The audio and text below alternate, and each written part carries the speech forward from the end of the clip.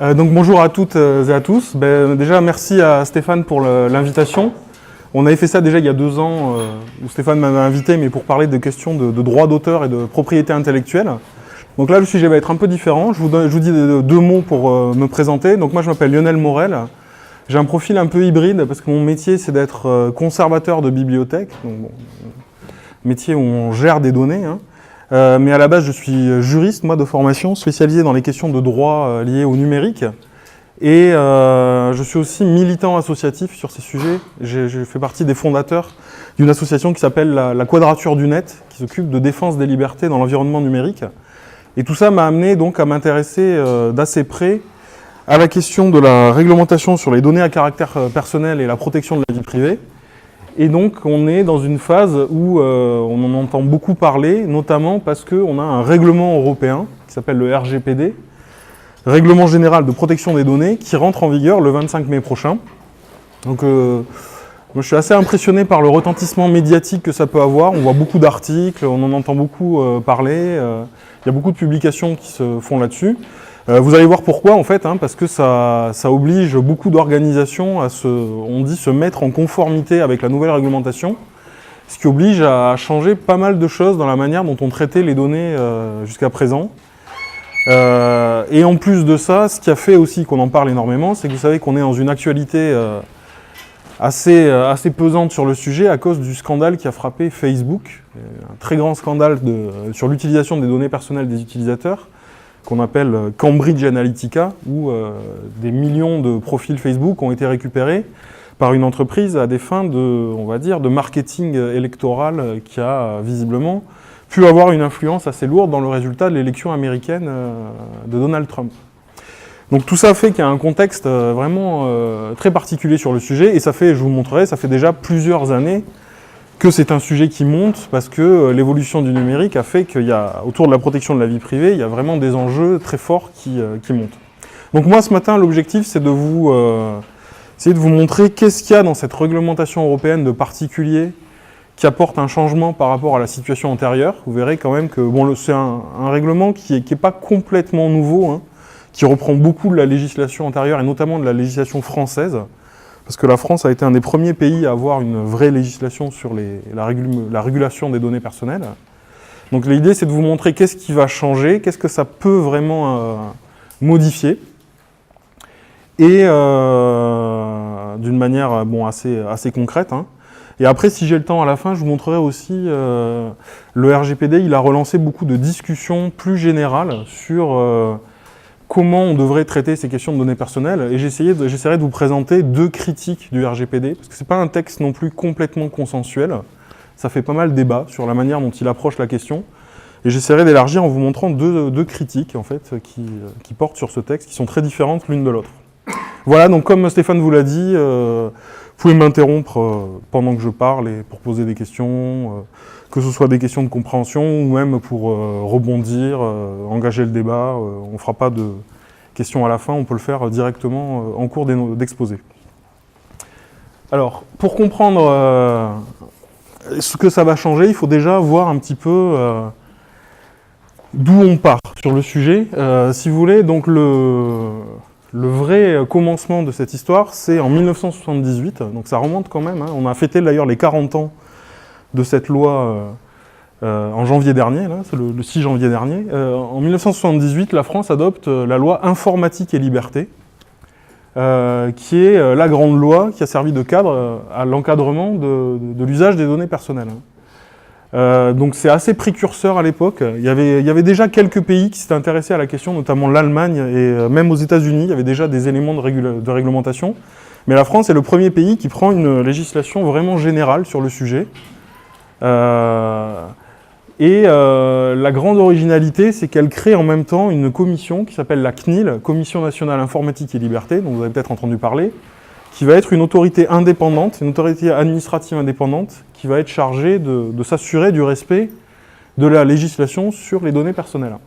La CNIL, c'est la première autorité administrative indépendante. Maintenant, il y en a beaucoup. Vous avez le CSA, la Hadopi, tout ça, c'est des autorités administratives indépendantes. Mais à l'époque, ça n'existait pas. Et donc, c'est pas vraiment un juge, c'est pas vraiment une administration, c'est quelque chose d'hybride, mais qui qui a un grand rôle dans l'application, et vous verrez que le RGPD va encore renforcer ce rôle de la CNIL dans l'application. Donc du coup, on est en 1978, et si vous voulez, l'originalité du texte français, notamment par rapport à ce qui pouvait déjà exister, c'est que c'est un texte qui a quand même une philosophie particulière. Vous voyez, je vous ai mis les premières lignes de la loi qui dit « L'informatique doit être au service de chaque citoyen. Elle ne doit porter atteinte ni à l'identité humaine, ni aux droits de l'homme, ni aux libertés individuelles ou publiques. Toute personne dispose du droit de décider et de contrôler les usages qui sont faits des données à caractère personnel la concernant, dans les conditions fixées par la présente loi. » Donc on dit souvent que c'est un texte qui avait une visée humaniste et personnaliste, c'est-à-dire qu'il protège les données à caractère personnel en tant qu'attribut de la personnalité des individus, avec l'idée que c'est quelque chose de fondamental pour le respect de la dignité des personnes. Ce qui est tout un programme, hein, si vous voulez, mais qui avait quand même une portée philosophique pas négligeable. Et c'est ça qui a fait que la France, on dit, voilà, a fondé cet esprit sur la régulation des données à caractère personnel. Cette dimension-là, par exemple, elle est assez peu présente aux États-Unis, vous voyez, qui n'ont pas du tout la même philosophie d'approche de ce que sont les données à caractère personnel et de la manière dont on doit les protéger. Et alors du coup, à partir de là, on voit des pays européens qui commencent à imiter la France. Et au final, en 1995, l'Union européenne prend une directive. Donc une directive, c'est un texte européen qui vise à harmoniser les législations. Là, à ce moment-là, l'Europe devient un espace où la protection des données personnelles devient relativement élevée. Et c'est le seul espace d'ailleurs au monde qui a ce niveau de protection des données à caractère personnel. Ça n'existe pas dans les autres pays, ça n'existe pas en Asie, ça n'existe pas vraiment en Amérique du Sud ou en Afrique. Voilà, c'est vraiment... Donc on a l'espace européen qui commence à se structurer. Et au final, la France, elle, quand il y a une directive européenne qui est prise, les pays sont obligés de la transposer en droit national, notamment souvent en prenant une loi, et elle fait ça en 2004. Et voilà, donc on était dans ce cadre-là jusqu'à présent.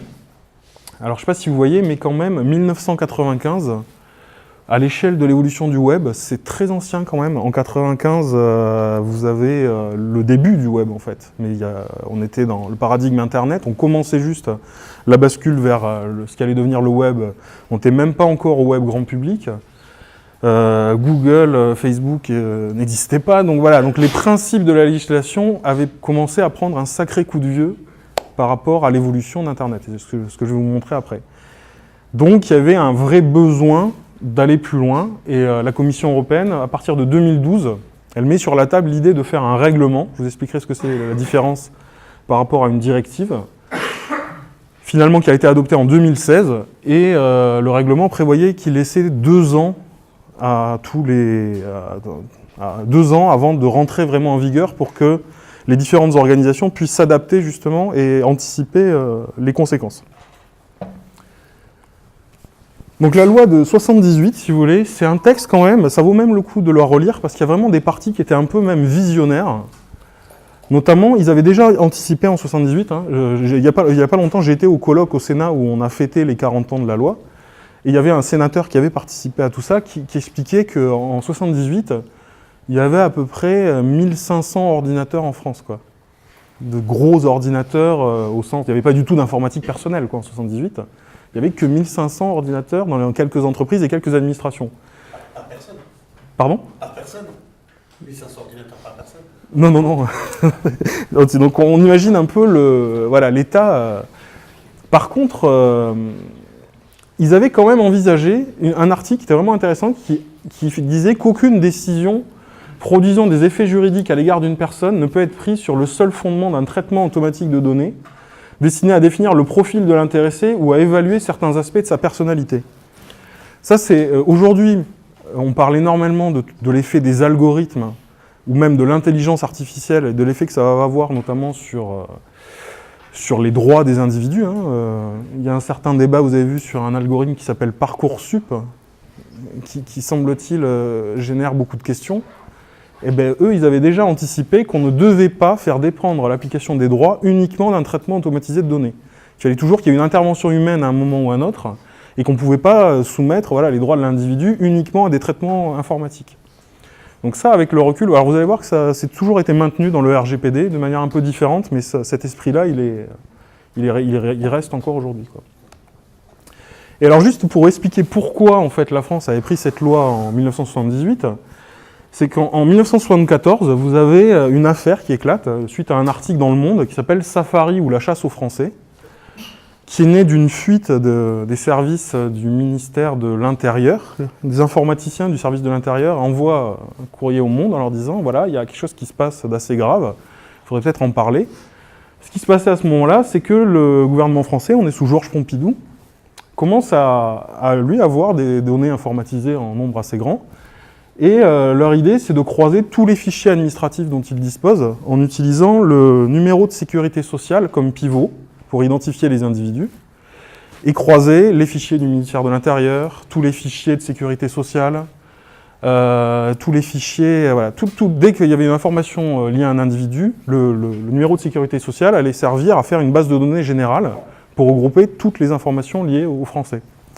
Et ça crée une énorme polémique, parce que beaucoup de gens y voient un danger, et trop de pouvoir donné à l'État pour avoir une gestion centralisée de la population. Il y a des tas de vieux souvenirs qui remontent de la période de Vichy, où l'État a fait ça, à des fins particulièrement graves. Et donc, grosse pression médiatique, et le projet, finalement, est enterré, et le gouvernement recule. Mais il ne peut pas se contenter de faire ça, parce qu'il y a eu tellement d'émoi dans la population qu'il est obligé de lancer une commission parlementaire sur le sujet, et c'est ça ensuite qui va donner la loi de 78. Ils réfléchissent pendant 4 ans. Et juste après ça, il y a eu un deuxième scandale qui était assez intéressant aussi, qui s'appelle l'affaire Gamin. C'était un système qui s'appelait Gestion automatisée de la médecine infantile, où là, on avait un projet qui visait à... C'était lié à la DAS, vous savez, les enfants... voilà, les orphelins ou les enfants qui ont des problèmes avec leur famille et qui sont enlevés de leur famille pour des problèmes de maltraitance. Et il y avait l'idée en fait, de créer un fichier automatisé pour repérer en fait, les enfants à risque. Et, en croisant les informations sur les familles. Et ça aussi, ça avait beaucoup fait d'émoi en disant que c'était susceptible d'avoir des grosses dérives. Et c'est tout ça en fait qui a donné la loi de 78. Alors si vous voulez, le problème de la loi de 78, c'est qu'elle ne pouvait pas anticiper une chose qui s'est produite ensuite. Elle est vraiment tournée vers l'idée des fichiers, c'est-à-dire l'idée que vous allez avoir une organisation extérieure aux individus qui va réunir des informations et créer un fichier pour centraliser ces informations sur l'individu. Par contre, ce qu'elle n'a pas anticipé, là je vous ai mis un schéma qui était dans un article du Monde qui date de 2006, donc qui est assez vieux, mais qui montre que avec la numérisation des activités, on passe à une situation où c'est l'individu lui-même qui génère sans arrêt des données autour de son activité. Là, on voit une personne qui a un téléphone portable, qui ensuite va prendre les transports en commun avec une carte qui génère des données sur son activité, qui va prendre un péage d'autoroute, qui rentre dans son entreprise encore avec une carte qui génère des données, qui va au supermarché où vous avez des puces maintenant dans des puces RFID dans certains produits qui là aussi génèrent des données. Internet bien sûr, qui va chez le médecin, enfin voilà. Et donc l'individu est constamment en train de lui-même produire des données, de laisser des traces partout, et ça massifie, si vous voulez, le problème à une échelle qui n'était pas du tout anticipée en 1978. Ensuite, l'autre question qui se posait pas en 78, c'est-à-dire qu'en 1978, les données n'étaient pas du tout un enjeu économique. C'était plus un enjeu administratif. La loi de 78, elle prévoyait déjà qu'elle s'appliquait aux entreprises, mais elle se tournait surtout vers les administrations, en fait, parce que c'était elles qui avaient le plus de pouvoir de centraliser des informations sur les individus. Mais là, aujourd'hui, en fait, les données sont devenues un enjeu économique absolument majeur. Là, vous voyez ce schéma-là qui date de 2016, qui vous montre qu'entre 10 ans, entre 2006 et 2016, à gauche, c'était les premières capitalisations boursières, c'était essentiellement des compagnies pétrolières. Il n'y avait que Microsoft qui était dans la liste. Et à droite, en 2016, vous avez les 5 premières, les premières capitalisations boursières, c'est Google, Amazon, Facebook, Apple et Microsoft. Et il reste une compagnie pétrolière dedans, ExxonMobil, mais tous les autres, en fait, sont devenus les entreprises qui génèrent le plus de bénéfices. Et toutes, à titre plus ou moins direct, se basent sur l'exploitation des données. C'est évident pour Google et Facebook Ça allait un peu moins, on va dire, pour Amazon, mais quand même, encore un petit peu moins pour Apple et Microsoft, mais toutes, en fait, ont des modèles qui tournent autour de l'exploitation des données. Donc on est passé dans un paradigme voilà, où ça a une place centrale dans l'économie. J'en parlerai un peu après, par contre, moi j'aime pas du tout la métaphore qui consiste à dire, vous savez, on entend souvent ça, que les données seraient le pétrole du 21e siècle, ou le nouveau pétrole. Métaphore qui est extrêmement trompeuse, parce que ça a tout un sens idéologique d'assimiler les données au pétrole. Juridiquement, c'est pas du tout ça en fait. Vous verrez que la loi ne considère pas ça du tout comme une ressource, un actif économique comme peut l'être le pétrole, quoi. L'autre chose aussi qui a énormément changé depuis 1978, c'est le modèle économique d'Internet. C'est-à-dire qu'on est passé dans un modèle où l'essentiel des sites, des grands sites centralisés, ont un modèle de gratuité, on dit souvent de fausse gratuité, où en fait on vous donne un service gratuitement, vous avez votre boîte Gmail gratuite, vous accédez à Facebook gratuitement, c'est même écrit sur leur page d'accueil, Facebook ils disent c'est gratuit et ça le restera toujours. Bon, visiblement avec le grand scandale qu'ils ont eu, ils commencent à réfléchir à ce que ce soit peut-être plus gratuit, ils commencent à réfléchir à un modèle payant. Mais en tout cas, voilà, vous avez accès au service de manière gratuite, mais c'est une fausse gratuité parce que en fait, le modèle économique de ces sites, c'est la publicité ciblée. Et ça, c'est un énorme changement par rapport à 78, parce que, si vous voulez, à cette époque-là, vous aviez déjà des modèles, on dit, d'économie de l'attention. Par exemple, vous aviez la télé. La télé, depuis toujours, est un modèle fondé sur la publicité. Mais ce n'est pas de la publicité ciblée. C'est-à-dire que la personne qui est derrière l'annonceur publicitaire ne peut pas cibler, il les cible uniquement sur des statistiques générales qui sont liées au programme. Il sait que s'il y a un programme qui passe sur les enfants, il y a intérêt à mettre de la pub sur des jouets parce qu'il y a plus de chances statistiquement, derrière, il y a des enfants. Mais là, avec la publicité ciblée, c'est pas du tout ce qui se passe en fait. C'est-à-dire que c'est l'individu directement, à partir d'une analyse de ces données, qui reçoit une publicité qui va être personnalisée. Et ça change complètement les choses, si vous voulez, en termes d'exploitation des données. La télévision n'a pas besoin d'avoir une exploitation des données personnelles. Elle peut avoir des statistiques complètement générales. Les mesures d'audimat ne sont pas des exploitations de données à caractère personnel. Ça peut être anonymisé, alors que là, on passe dans un paradigme où il y a nécessairement besoin, pour ces modèles-là, d'avoir des informations à caractère personnel et de faire des profils. Et donc, vous avez des gens assez intéressants qui analysent ça. J'aime beaucoup la personne à gauche là, qui s'appelle Tristan Nitto, qui explique que compare la situation des utilisateurs de Facebook, par exemple, à des cochons dans une étable, où il dit on a l'impression d'être le client de Facebook, mais vous n'êtes pas le client parce que vous êtes exactement dans la même situation qu'un cochon dans une étable qui dirait « je suis le client du fermier ». C'est gratuit, on me nourrit, tout va bien. Sauf qu'en fait, vous n'êtes pas le client, vous êtes le produit. Et vous savez la fameuse phrase « si c'est gratuit, c'est vous le produit ». Vous n'êtes pas le client, vous êtes le produit, parce que ce qui est vendu, en fait, c'est les données. Et le vrai client de Facebook, ce n'est pas l'utilisateur, c'est l'annonceur publicitaire à qui il va vendre les données. Donc ça, vous voyez, ça renverse complètement le paradigme qui pouvait exister dans les médias traditionnels. Et le dernier point, avant que je rentre dans le détail, l'autre chose qui a beaucoup pesé sur l'adoption du règlement européen, c'est en 2013, vous avez une affaire Snowden qui éclate. Là, les discussions ont déjà commencé au niveau de l'Union européenne, ça commence en 2012, mais en 2013, vous avez cette affaire qui éclate. Donc Snowden qui révèle en fait l'affaire Prism.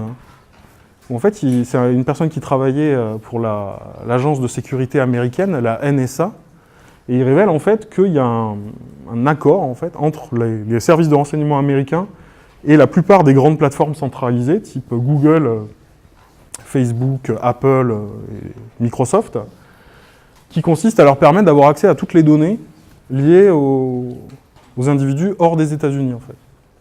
Et donc ça crée ce qu'on appelle un programme de surveillance de masse, permet au renseignement américain de récolter des masses astronomiques de données à caractère personnel à des fins de prévention du terrorisme ou de lutte contre le terrorisme. Et ça crée une sorte de choc, si vous voulez, parce que ça pousse la surveillance de masse à une échelle qui, historiquement, était complètement inenvisageable avant, quoi. Et ce qui permet ça, c'est la centralisation des services sur Internet. Parce que quand vous avez un Facebook qui contient plus de 2 milliards d'utilisateurs, vous avez accès à une masse de données à caractère personnel que même la Stasi, au temps de l'Allemagne, de la RDA, ne pouvait pas rêver d'avoir accès à ça, quoi. Donc du coup, ça change quand même beaucoup les enjeux, même par rapport à 1978, où il y avait déjà le souci de se protéger contre l'État. Là, à cause de l'alliance qu'il peut y avoir entre les grandes plateformes centralisées et les services de renseignement, ça vous met les enjeux de protection des données à caractère personnel à un niveau très très élevé. Donc voilà pour l'intro. Vous voyez quand même, depuis 1978, il y avait déjà une base intéressante dans la loi, mais il y avait vraiment besoin de faire quelque chose pour s'adapter à ces nouveaux enjeux.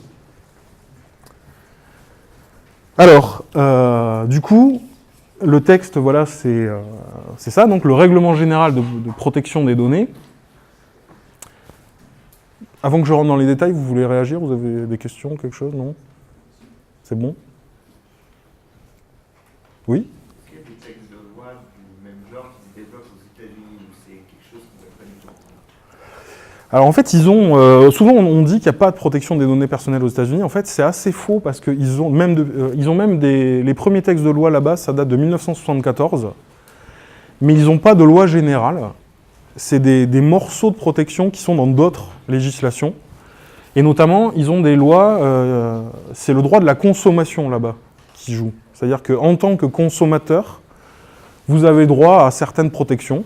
Et donc, vis-à-vis d'un Facebook, par exemple, il y a dans les clauses d'utilisation de Facebook, ils doivent respecter la loi de la consommation. Vous avez une protection spéciale pour les enfants aussi aux États-Unis. Il y a un texte de loi pour la protection des enfants et il y a des choses sur les données à caractère personnel. Vous avez des choses sur la santé aussi. Mais il n'y a pas ce grand texte général qui traiterait les choses d'emblée sous l'angle de la protection des données à caractère personnel. Et globalement, ils ont des protections aussi qui sont beaucoup moins fortes. Donc il y a quand même quelque chose aux États-Unis, mais pas du tout de la même manière, quoi. Là, ils sont visiblement en train de réfléchir, hein, très sérieusement. Suite à l'affaire la Cambridge Analytica, Mark Zuckerberg a été obligé d'aller s'expliquer devant le Congrès américain. Et il y a pas mal de membres du Congrès qui ont dit que voilà, les États-Unis pourraient s'inspirer de l'Union européenne pour faire un texte général. On verra s'ils le font, mais ça risque de devenir un enjeu pour eux aussi, quoi. Alors, là, sur ce texte, donc, les négociations commencent en 2012. Ça commence même avant, ça commence même en 2010. Déjà, la Commission commence à faire des propositions. Et il faut 4 ans pour adopter le règlement. C'est assez long. Pourquoi? Parce que c'est ce texte qui a fait l'objet de la plus grande campagne de lobbying qui ait jamais eu au Parlement européen, en fait. Il y a eu le record d'amendements déposés par les parlementaires, parce qu'il y avait tellement d'enjeux, notamment il y a eu beaucoup de lobbying des grandes entreprises pour essayer d'influer sur le texte. Vous avez eu aussi pas mal de pression des États membres, parce qu'on a souvent l'impression de voir les GAFAM comme les grands méchants dans l'histoire, mais les États membres ont pas mal aussi influé parce qu'ils avaient peur que ça limite leur possibilité justement de développer des programmes antiterroristes. Donc, il y a eu une lourde intervention des États membres pour limiter la portée de certains contextes, certains concepts. Mais au final, quand même, le texte est adopté. Il y a eu aussi beaucoup d'interventions de la société civile, beaucoup d'associations qui sont mobilisées pour... voilà, donc un texte très tiraillé, on va dire. Alors, ce qui est intéressant, si vous voyez, c'est que le nom même du règlement est intéressant, parce que c'est un règlement relatif à la protection des personnes physiques à l'égard du traitement des données à caractère personnel, et à la libre circulation de ces données. C'est un texte un peu schizophrène, si vous voulez. C'est-à-dire qu'il y a un objectif premier qui est celui de la protection des données, mais on est quand même dans l'Union européenne, qui a la vocation de faire un marché unique, et ils ont aussi l'intention que, de la même manière qu'on peut faire circuler librement les personnes et les capitaux en Europe, ben on doit pouvoir faire circuler librement les données. Et ça crée un texte un peu schizo, quoi, parce que d'un côté, il veut les faire circuler, d'un autre côté, il veut les protéger. Et les deux ne sont pas faciles à concilier comme objectif. Donc du coup, ça donne un texte qui, je ne vous le cache pas, est compliqué à lire, très très tortueux. Il fait 173 considérants et 99 articles. Les considérants, c'est ce qui est censé, au début d'un texte de ce type, vous expliquer justement comment on doit interpréter les notions. Ils en ont quand même éprouvé le besoin d'en faire 173 avant de rentrer dans le vif du sujet. Vous voyez un peu Donc c'est quand même un texte, ça vaut le coup de le regarder quand même directement si vous avez l'occasion, mais c'est pas simple de l'appréhender, quoi.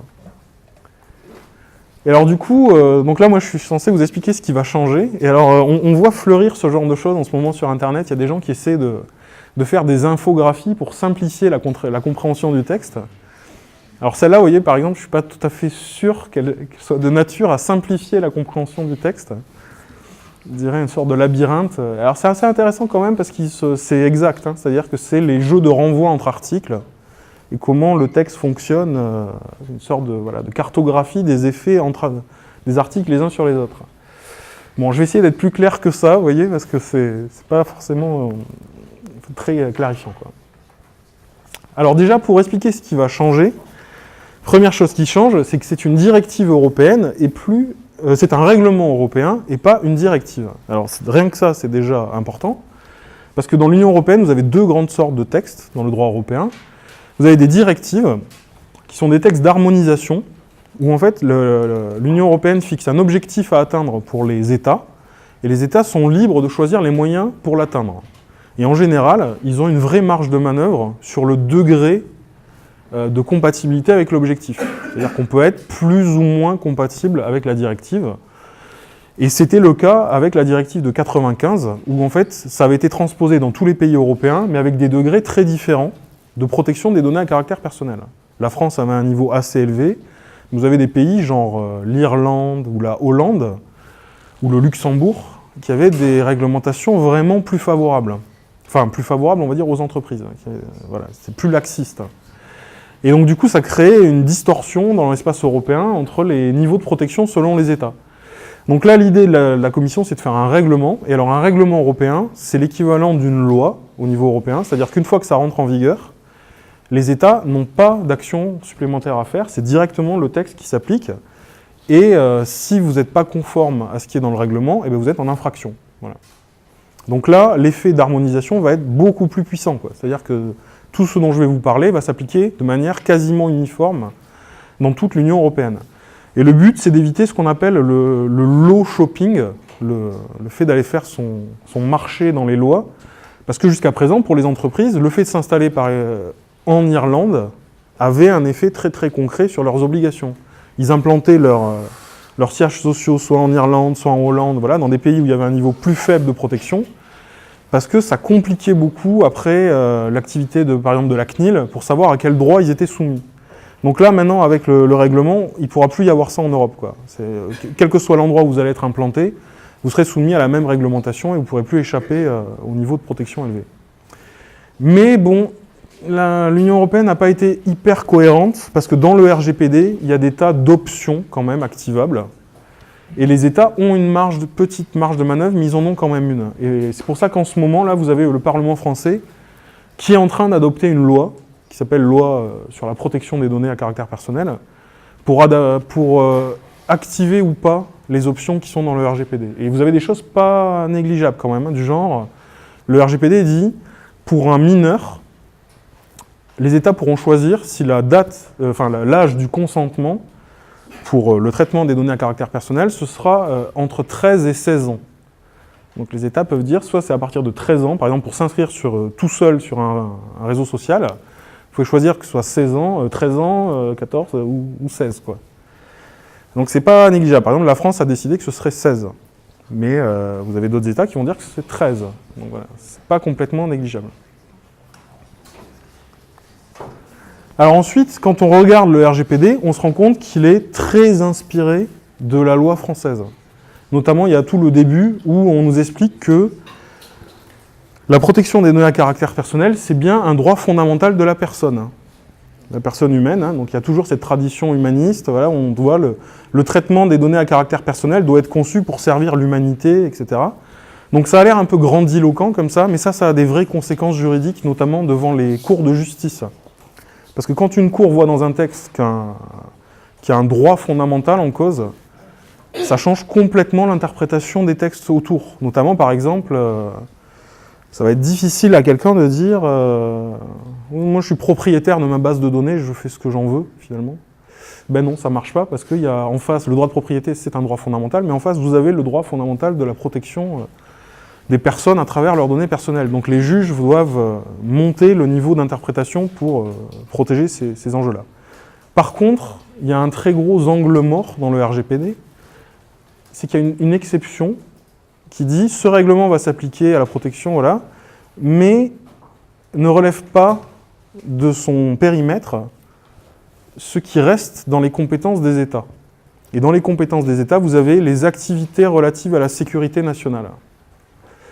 Donc ça veut dire, tout à l'heure, ce dont je vous parlais sur l'affaire Snowden, par exemple, que tout ce qui touche à la lutte antiterroriste, au renseignement, ou à la protection des intérêts dans la politique étrangère, la sécurité, c'est en dehors du RGPD.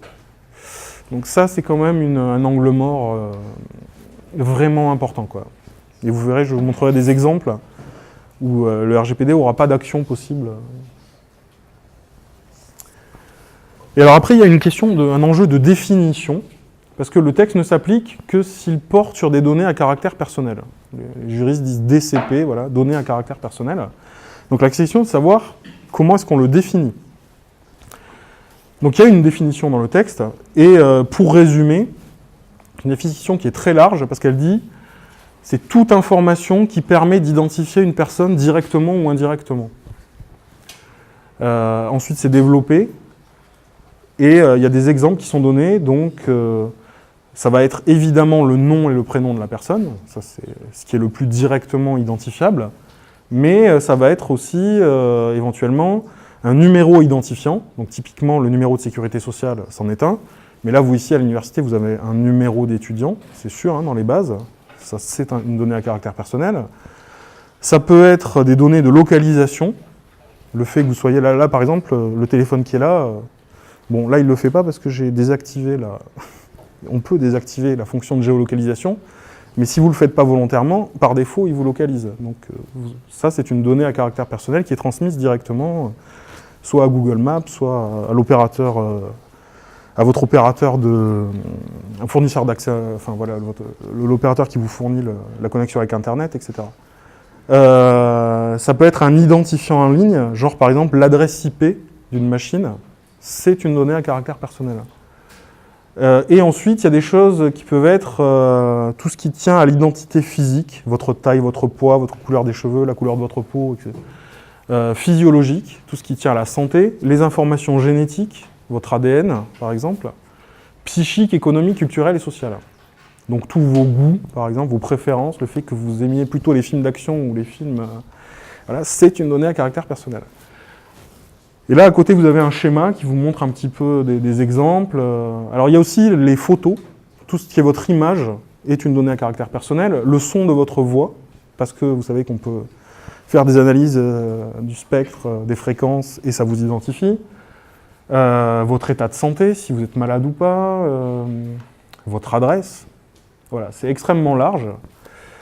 Hier, on a eu une conversation intéressante à table. On parlait vous savez, des aspirateurs autonomes, maintenant, qui font le ménage tout seuls. Et ces aspirateurs collectent des données, notamment de la surface de votre appart. Et la question qu'on se pose, c'est est-ce que c'est une donnée à caractère personnel? Donc là, vous voyez, a priori, on pourrait se dire non, parce que la surface de votre appart, en mètre nombre de mètres carrés, ça ne vous identifie pas forcément.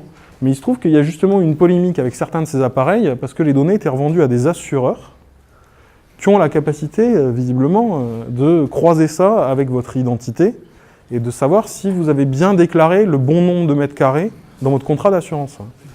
Et donc du coup, là, ça devient une donnée à caractère personnel. Parce que si jamais la machine se contente d'enregistrer le nombre de mètres carrés, c'est pas identifiant. Mais s'il y a un moyen indirectement, en le croisant avec d'autres données, de le rapporter à votre situation, ça devient une donnée à caractère personnel. Vous voyez un peu la logique. Donc potentiellement, il y a énormément de choses qui peuvent devenir... Et une chose aussi qui est importante, c'est qu'on dit souvent que cette loi, hein, cette régulation, elle protège la vie privée. Mais en fait, elle ne protège pas que la vie privée. Elle protège toute la question de l'identification des personnes. Il y a des choses qui sont... très, très flagrantes, c'est pas du tout les choses qui sont uniquement intimes ou de l'ordre du secret, quoi. Genre par exemple vos convictions religieuses, ça c'est une chose de l'ordre de l'intime.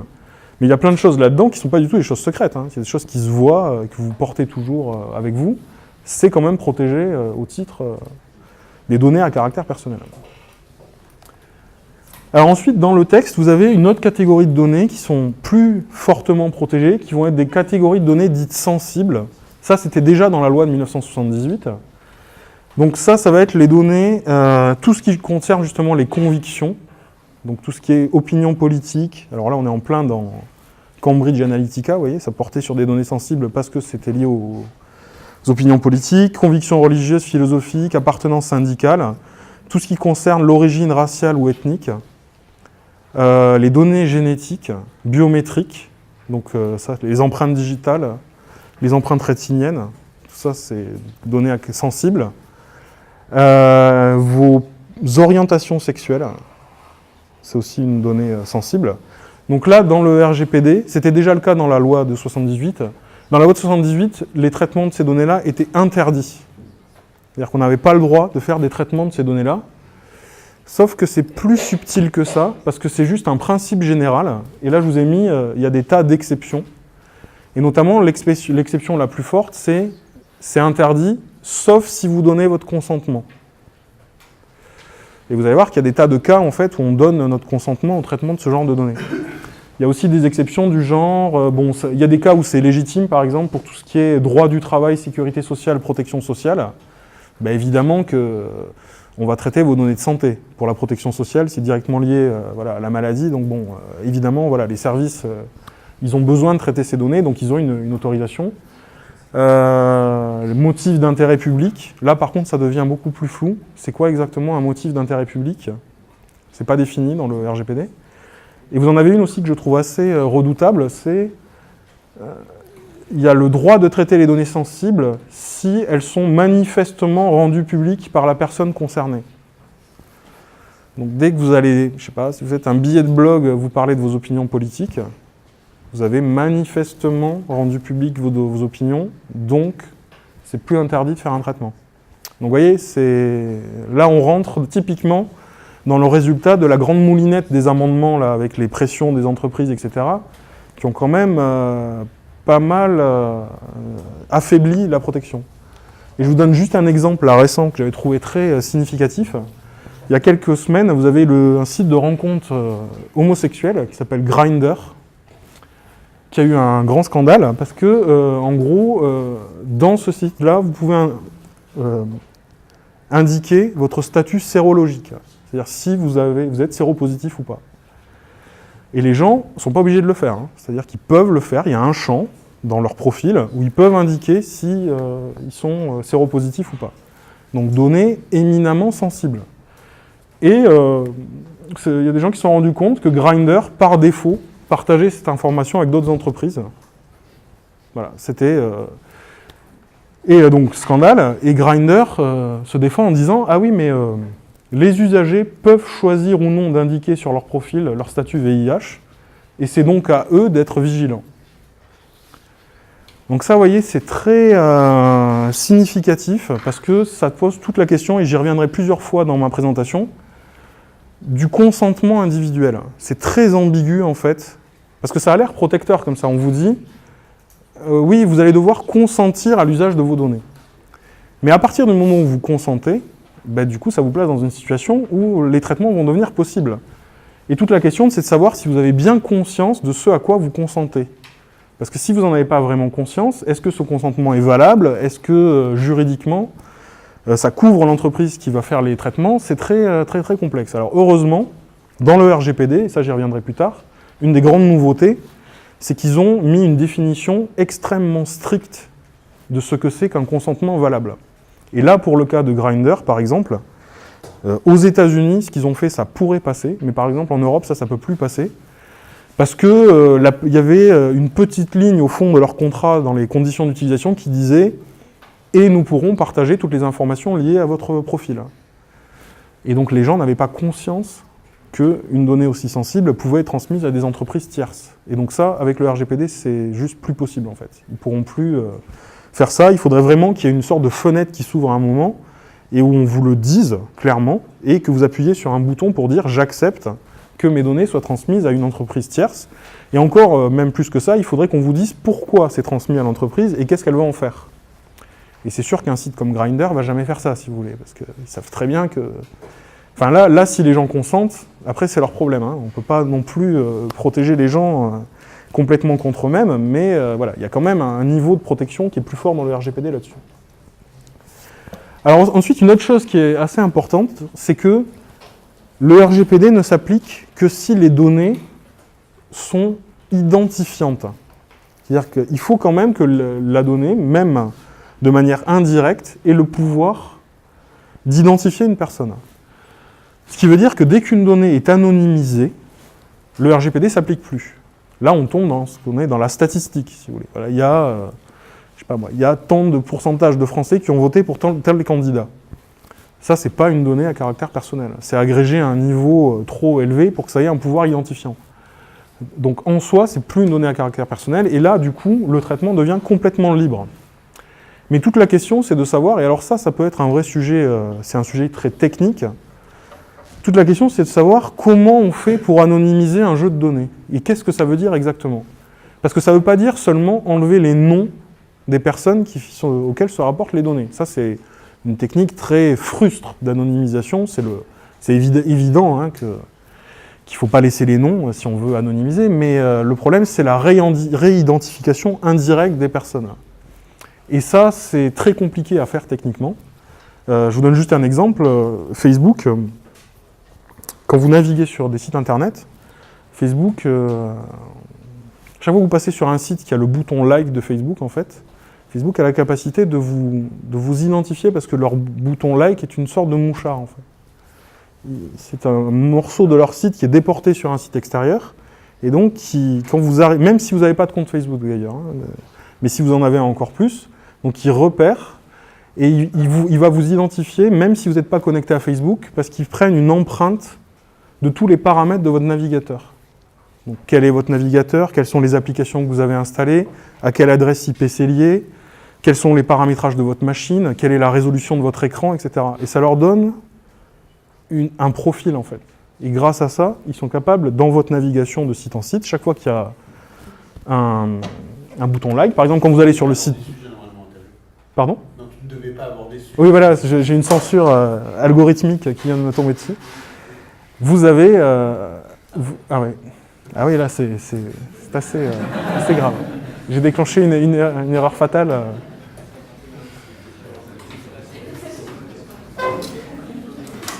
Ah, c'est pas grave, je vais continuer. Tu as quelque chose ici ou pas? Non, j'ai plus rien. Ok. Et donc du coup, vous voyez, donc des données qui paraissent complètement anodines, genre par exemple la résolution de votre écran, peuvent très bien vous identifier.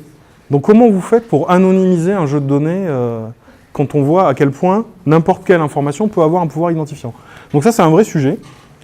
Et dans le RGPD, il y a une nouvelle notion qui est apparue qui s'appelle la pseudonymisation. On va attendre de voir. Ouais.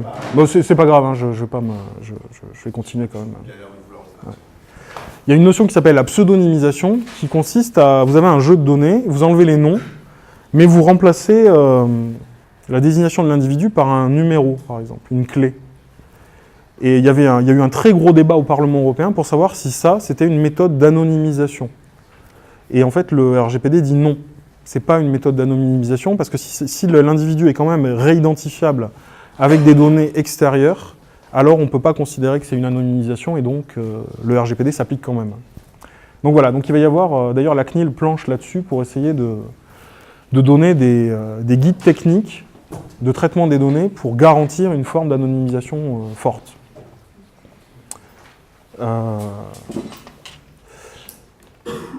Ça ne dérange pas si je continue à partir de l'ordi, de ton ordi? Ah oui, bien sûr. Comme ça, on ne perd pas trop de temps sur le...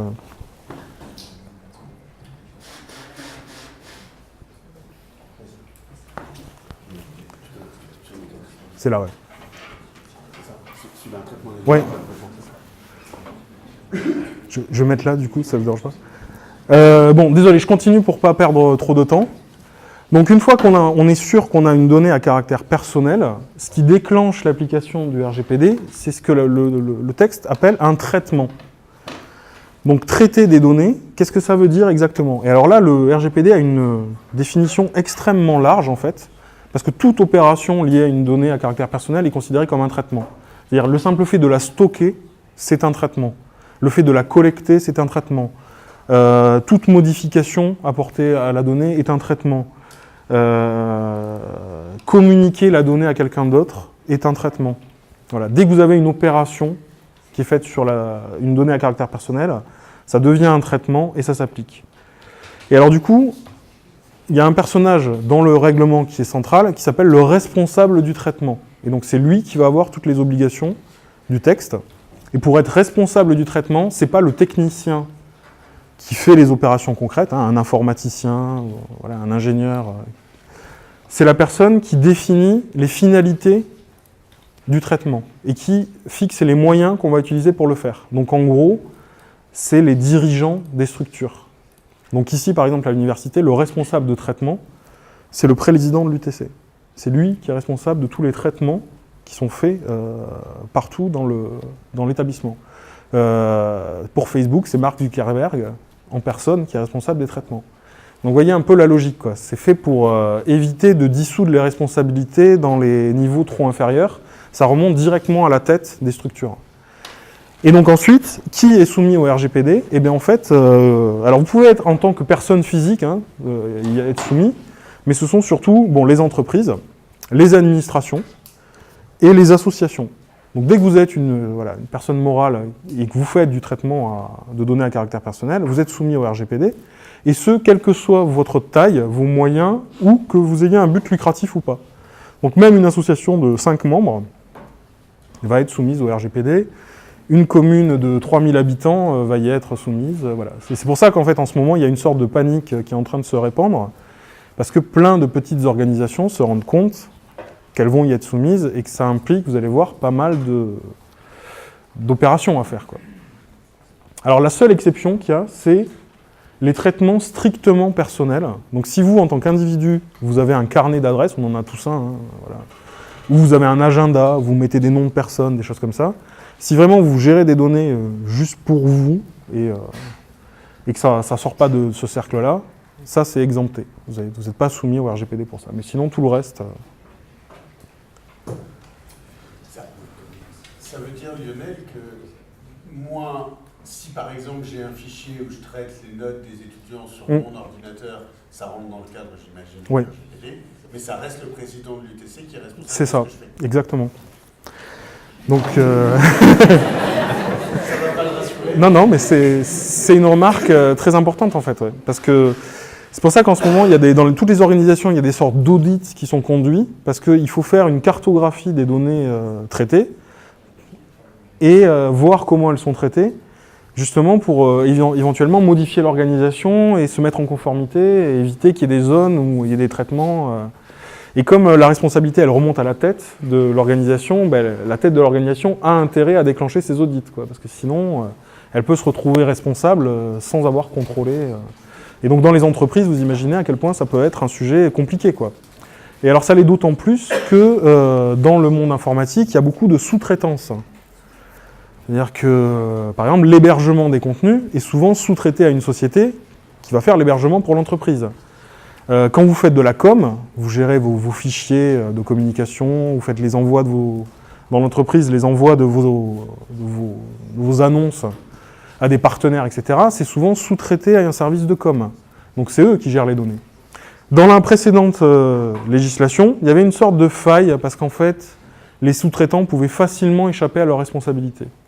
La responsabilité, elle pesait plutôt sur le responsable principal de traitement. Et les sous-traitants, c'était plus difficile de les attraper quand il y avait un problème. Là, dans le RGPD, il y a une nouveauté, c'est la notion de co-responsabilité. Et donc les sous-traitants vont être responsables aussi des infractions, des failles de sécurité, etc. Et ce sera beaucoup plus facile pour une personne d'aller attaquer à la fois le sous-traitant et le responsable. Donc là aussi, il y a en ce moment tout un mouvement pour revoir les contrats de sous-traitance, pour bien fixer les responsabilités réciproques. Dire qu'est-ce qui relève de l'un et de l'autre, et que tout le monde garantisse qu'il respecte les engagements du RGPD pour ne pas engager la responsabilité. Voilà. Donc c'est tout un chantier juridique assez important. Et alors, la grande nouveauté du RGPD, c'est peut-être la nouveauté la plus importante, c'est celle de son application territoriale. Parce qu'auparavant, les grandes entreprises étrangères, notamment américaines type Google, Amazon, Facebook, Microsoft, étaient quand même soumis à la réglementation européenne, mais c'était assez lié au fait qu'ils aient un établissement stable dans un pays européen. Si vous étiez vraiment une entreprise genre indienne ou, je sais pas moi, vraiment assez éloignée et qui est sans établissement stable en Europe, c'était beaucoup plus compliqué pour les tribunaux et la CNIL d'engager la responsabilité devant la justice de ces pays-là, quoi. Donc du coup, là maintenant, le RGPD a complètement renversé les choses. Il dit, alors vous êtes soumis si vous avez un établissement stable dans l'Union européenne, mais aussi quand vous n'êtes pas établi dans l'Union, et ce qui fait le critère, c'est soit que vous offriez un bien ou un service à une personne qui est dans l'Union européenne. Donc dès que vous avez une offre de service ou de bien qui s'adresse potentiellement à des gens qui sont dans l'Union européenne, vous y êtes soumis, ou si vous faites un suivi du comportement de ces personnes, vous êtes soumis. Donc en gros, dès que vous traitez des données d'Européens ou que vous vous adressez à des Européens, vous êtes soumis au RGPD. Bon, ce qui a un effet hyper puissant, hein, c'est-à-dire que dorénavant, il n'y a aucune possibilité pour un service comme Facebook d'échapper à l'application de la réglementation, il n'y aura pas de discussion. Et en plus de ça, vous savez, souvent quand vous lisez les clauses de Facebook, vous vous rendez compte que si vous les attaquez en justice, ils vous obligent à aller les attaquer aux États-Unis, dans l'État du Dakota, qui est une sorte d'État où il y a des règles très très favorables aux entreprises numériques. Donc là, ça c'est fini aussi. Il y aura une compétence des tribunaux européens directe pour... Alors ça, c'est quand même pas rien, si vous voulez. Oui ? Ça veut dire que potentiellement, le 25 mai, la Cour de justice européenne peut aller voir la NSA et demander des comptes. C'est quand même, c'est gros, ils peuvent s'attaquer à des entités aussi importantes. Oui, ça va. Alors vous allez voir d'ailleurs que la Cour de justice de l'Union européenne a déjà, en fait, il y a déjà eu des affaires qui impliquaient les pratiques de la NSA et ça a déjà eu des conséquences même avant le RGPD. Mais là, je vous en parle juste après, mais là, avec le RGPD, ça va être encore plus simple pour les tribunaux de... Alors avec petit problème quand même que... il y a la fameuse faille dans le RGPD sur tout ce qui touche à la sécurité nationale et tout, quoi. Donc, mais bon, quand même, ça aura un effet... Et pas seulement la Cour de justice de l'Union européenne, hein. C'est-à-dire que même le tribunal de grande instance de Paris va pouvoir assigner des entreprises comme Google ou Facebook directement devant les juges nationaux. J'ai vu qu'il y avait une question là-haut aussi. C'était par rapport à la clause qui dit que ça limité quand c'est des écoles nationales. Ah oui. Pour la NSA, ça va être compliqué, c'est-à-dire qu'on ne va pas pouvoir les traîner la NSA en tant que telle devant un tribunal français, ça va pas marcher. Par contre, si Google a un partenariat avec la NSA, que c'est avéré et tout, là quand même, il y a possibilité, même juste sur la base du RGPD, de faire des choses, quoi. Et je vous montrerai qu'il y a déjà eu une affaire à cause de ça. Et alors du coup, là, ces dernières semaines, c'était assez drôle de voir certaines entreprises qui comprennent que c'est fini pour elles, quoi. Vous en avez une qui s'appelle Unroll.me. Je ne sais pas si vous avez déjà utilisé ce petit service. C'est un petit service qui vous permet de nettoyer votre boîte mail, et notamment qui vous dit à toutes les listes ou tous les services auxquels vous êtes abonné, et qui vous propose de les supprimer automatiquement, comme ça vous pouvez nettoyer toute votre boîte. Ça paraît très utile comme ça. Sauf que quand vous lisez leurs conditions d'utilisation, ils vous disent qu'ils vont copier l'intégralité de vos mails, l'intégralité de vos contacts, et qu'ils peuvent revendre ces informations à des entreprises tierces. Il faut lire très profondément leur contrat pour se rendre compte de ça, hein. Mais quand vous cliquez sur « J'accepte », vous acceptez ça en fait. Bon, ça, c'est fini avec le RGPD, c'est plus possible que ce soit légal, parce que c'est pas un consentement valide. Oui ? Souvent, il faut lire les contrats, tout ça. Alors, je pense, les contrats d'utilisation, tout ça, personne n'est lié. Est-ce qu'il y a juridiquement, déjà, est-ce que ce serait possible de faire des choses simples? Et est-ce qu'il y a des projets de loi là-dessus? Alors le RGPD porte précisément là-dessus en fait. C'est-à-dire qu'il vous dit que vous ne pouvez donner votre consentement de manière valable que si l'information vous a été délivrée d'une manière claire, transparente, dans des termes compréhensibles, etc. Et il ne faut pas que ce soit noyé dans des conditions générales qui vous obligent à lire, je vous montrerai des exemples, il y a des cas incroyables, qui vous oblige à lire l'équivalent d'un roman, quoi. Parce qu'il y a des CGU, c'est l'équivalent d'un roman à lire. Donc ça, c'est plus valable, en fait, avec le RGPD, parce qu'il faut que le consentement soit libre et éclairé. Et le seul moyen que ce soit, c'est qu'il y ait vraiment une fenêtre qui s'ouvre et qui vous dise « on veut faire tel traitement pour tel but, est-ce que vous l'acceptez ?» Et il faut que ce soit dit finalité par finalité et traitement par traitement. Et il faut que vous puissiez aussi donner votre consentement de manière fine. C'est-à-dire, c'est pas soit j'accepte en bloc toutes les CGU, soit je les refuse. Il faut que vous puissiez donner un consentement partie par partie, en fait, et traitement par traitement. Donc, vous voyez, là c'est important. Et alors, du coup, en fait, ce qui est intéressant, c'est que bien sûr que personne ne va lire les CGU. Moi, je trouve ça complètement absurde de demander aux internautes de prendre 1 heure pour lire l'intégralité des CGU de Facebook ou de Twitter. Personne ne va faire ça. Mais du coup, le RGPD, il vous protège parce qu'il dit, même si vous ne les avez pas lus, et même si vous avez accepté, ça n'aura pas de valeur, parce qu'on vous l'a demandé en vous mettant dans une position où vous ne pouviez pas donner un consentement valide. C'est comme si on abusait par définition de vous, si on vous demande de lire un contrat qui fait des dizaines de pages dans un jargon juridique. Vous ne pouvez pas être considéré comme ayant donné un consentement valide si vous avez fait ça. Donc du coup, OnRollMe, la semaine dernière, a dit, bon, puisque c'est comme ça, notre modèle, ils ont dit explicitement, notre modèle est structurellement incompatible avec le RGPD, donc on arrête de proposer notre service aux Européens. Ils ont compris qu'il n'y aurait pas moyen pour eux de changer la donne, et donc ils arrêtent de proposer leur service aux Européens.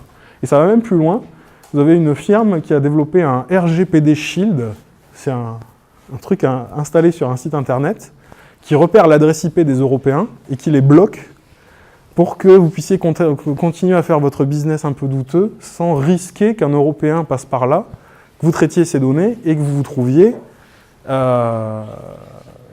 soumis au RGPD. Alors ça, c'est un peu anecdotique. D'ailleurs, rien que ça, c'est encore contraire au RGPD. Je ne sais pas si vous voyez pourquoi. Parce que ça implique nécessairement de traiter la localisation de l'individu, notamment via son adresse IP, et donc c'est encore un traitement de données à caractère personnel.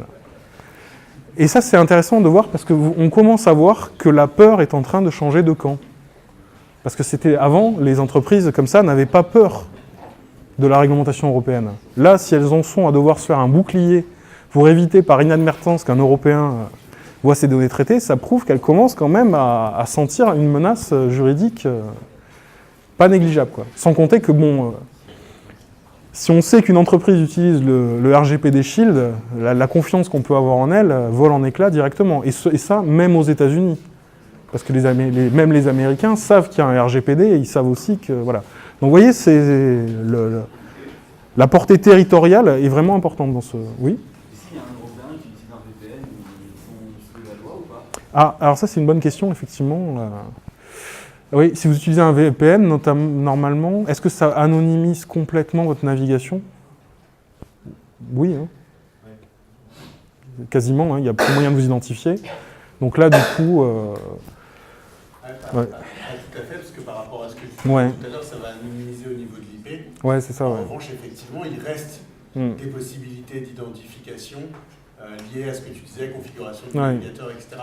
Si vous utilisez par exemple le navigateur Tor, ce que je vous invite à faire au moins une fois, voilà, c'est ça, tester, Tor vous indiquera que le fait d'utiliser, le browser Tor vous indiquera que le fait d'utiliser le réseau Tor n'est pas suffisant à vous anonymiser, justement parce que, en fonction des plugins que vous pouvez utiliser, du simple fait que vous pouvez donner votre information à travers un site, ou ce que tu citais sur la taille de l'écran, etc., peuvent être suffisants. Et en particulier, le navigateur Tor vous déconseillera de mettre votre navigateur en plein écran, voire même de changer la taille de votre fenêtre pour lutter contre ça. Donc ça participe d'eux, mais ça, à mon avis, ça dépasse. Ouais, donc du coup, ça va être très très difficile d'échapper à l'application du RGPD, quoi. C'est pour ça d'ailleurs que ces dernières semaines, je ne sais pas si vous avez vu, mais on a reçu des tas de mails de tous les services en ligne qui nous demandaient en fait de réaccepter leurs conditions d'utilisation parce qu'ils se sont rendus compte qu'ils ne pourront pas échapper à ça et s'ils veulent continuer à cibler des Européens, ils ont changé leurs conditions pour se mettre en conformité. Oui ? C'est-à-dire que si jamais on utilise un VPN et qu'on a un problème justement de protection des données sur un site, est-ce qu'on peut invoquer le RGPD, sachant que du coup on est passé par un VPN et qu'on je pense que oui quand même, parce que ce que vous avez fait sur le site aura quand même laissé des traces. Et s'il y a un moyen de vous identifier à partir de ces traces, genre vous faites un achat, bah, du coup, ça va quand même vous identifier et ce sera quand même une donnée à caractère personnel. Donc je pense que il restera un moyen de... Alors c'est là où on va parler de la NSA et de la Cour de justice de l'Union européenne. Un des gros sujets, c'est la localisation du traitement des données. C'est-à-dire que, et ça c'était déjà valable avant, mais ça va être renforcé, il y a un grand sujet de savoir où sont les data centers qui stockent les données. Normalement, la réglementation impose que les données soient traitées dans un pays qui ait au moins un niveau de protection comparable à celui de l'Union européenne. Et la CNIL a fait une liste de ces pays, et il n'y en a pas tant que ça dans le monde. Hein. Vous avez la Suisse, la Norvège, l'Islande, l'Uruguay, l'Argentine, la Nouvelle-Zélande et quelques autres, qui ont des réglementations qui sont jugées comme comparables. Donc dans ces pays-là, il y a un transfert des données des Européens qui est possible, et qui ne nécessite pas une autorisation. Donc la CNIL a donné une sorte d'autorisation générale pour transférer les données. Par contre, il y a un très gros débat sur les États-Unis. Et donc, du coup, c'était encadré par un accord international qui d'abord s'est appelé le Safe Harbor et qui maintenant s'appelle le Privacy Shield. Et il y a de gros débats pour savoir si c'est vraiment compatible avec le RGPD parce que en 2015, vous avez un étudiant en droit autrichien qui s'appelle Max Schrems, qui est quelqu'un d'assez remarquable, hein, qui a lancé beaucoup d'actions en justice contre Facebook notamment. Et là, il a carrément attaqué le Safe Harbor en disant la surveillance de masse que la NSA fait vis-à-vis des données des Européens est structurellement incompatible avec la protection des libertés en Europe, et donc le Safe Harbor doit être annulé. Et la Cour de justice de l'Union européenne lui a donné raison. Donc elle a annulé le Safe Harbor, ce qui fait que instantanément, tout transfert de données vers les États-Unis est devenu illégal. Donc énorme panique chez les entreprises américaines et le gouvernement américain, mais ça veut dire par exemple que Google, juste pour Gmail, les données sont bien transférées aux États-Unis en fait. Ils ont pas, le traitement des données ne se fait pas sur des data centers en Europe. Il y a bien transfert des données vers les États-Unis. Donc ça devenait impossible. Donc normalement, Google aurait été obligé d'interrompre son service. Alors ça s'est pas fait parce que immédiatement l'Union européenne, la Commission a renégocié un autre accord qui s'appelle le Privacy Shield, dans lequel le gouvernement américain a dit promis juré, il n'y a plus de traitement de données d'Européens à des fins de renseignement.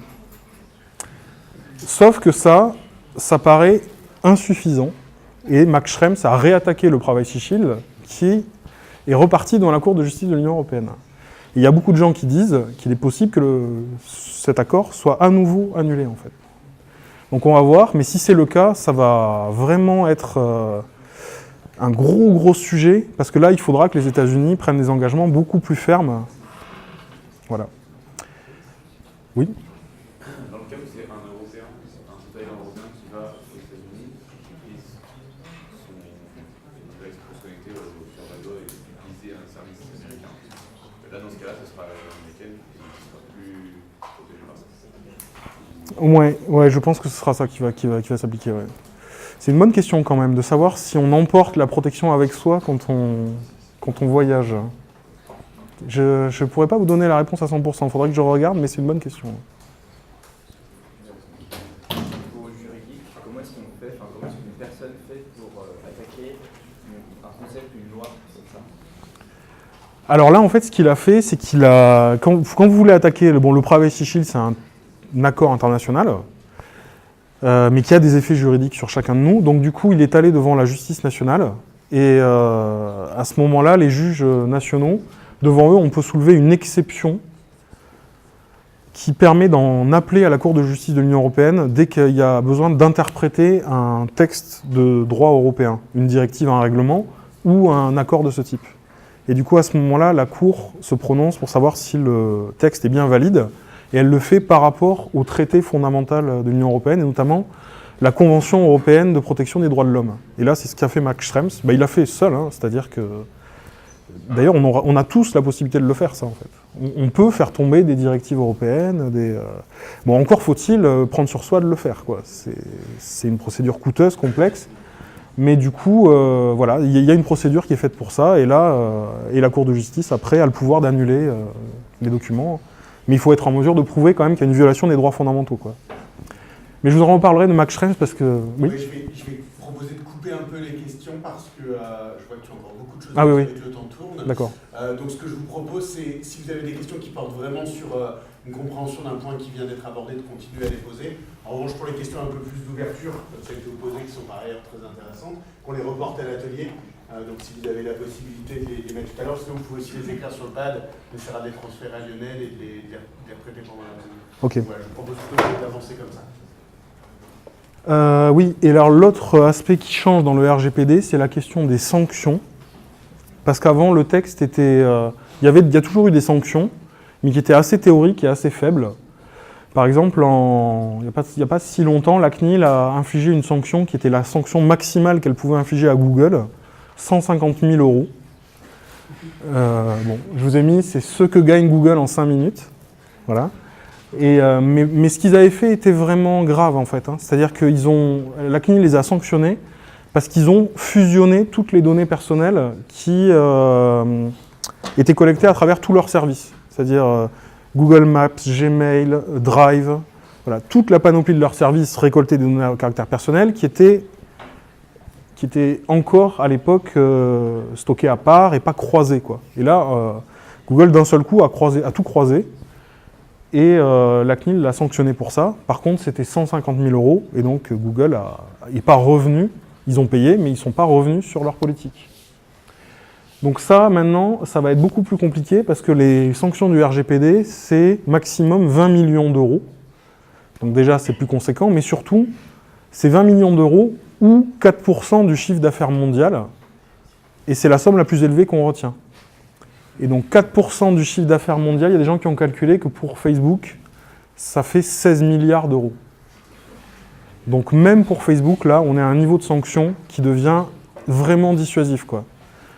Et c'est par infraction. Donc s'ils en font plusieurs, ils peuvent prendre plusieurs fois 4% du chiffre d'affaires mondial. Sachant par contre que le RGPD n'a pas le droit de dire ce sera que pour les entreprises américaines. Donc ça veut dire que les entreprises françaises, européennes sont soumises aux mêmes sanctions, mais aussi les administrations, les associations, voilà. Donc c'est bien sûr, c'est un maximum. Hein. Donc la CNIL a la possibilité de moduler, elle n'est pas obligée de prononcer automatiquement 20 millions € d'amende de sanctions, mais elle peut aller jusque-là. Et c'est pas du tout négligeable, hein, parce que vous savez qu'aux États-Unis, il y a une sorte de doctrine juridique qui s'appelle l'Efficient Breach of Law, qui dit en gros clairement que le respect de la loi, c'est un calcul d'utilité, et que les entreprises doivent prendre en compte les sanctions pour voir si elles respectent ou pas la législation, quoi.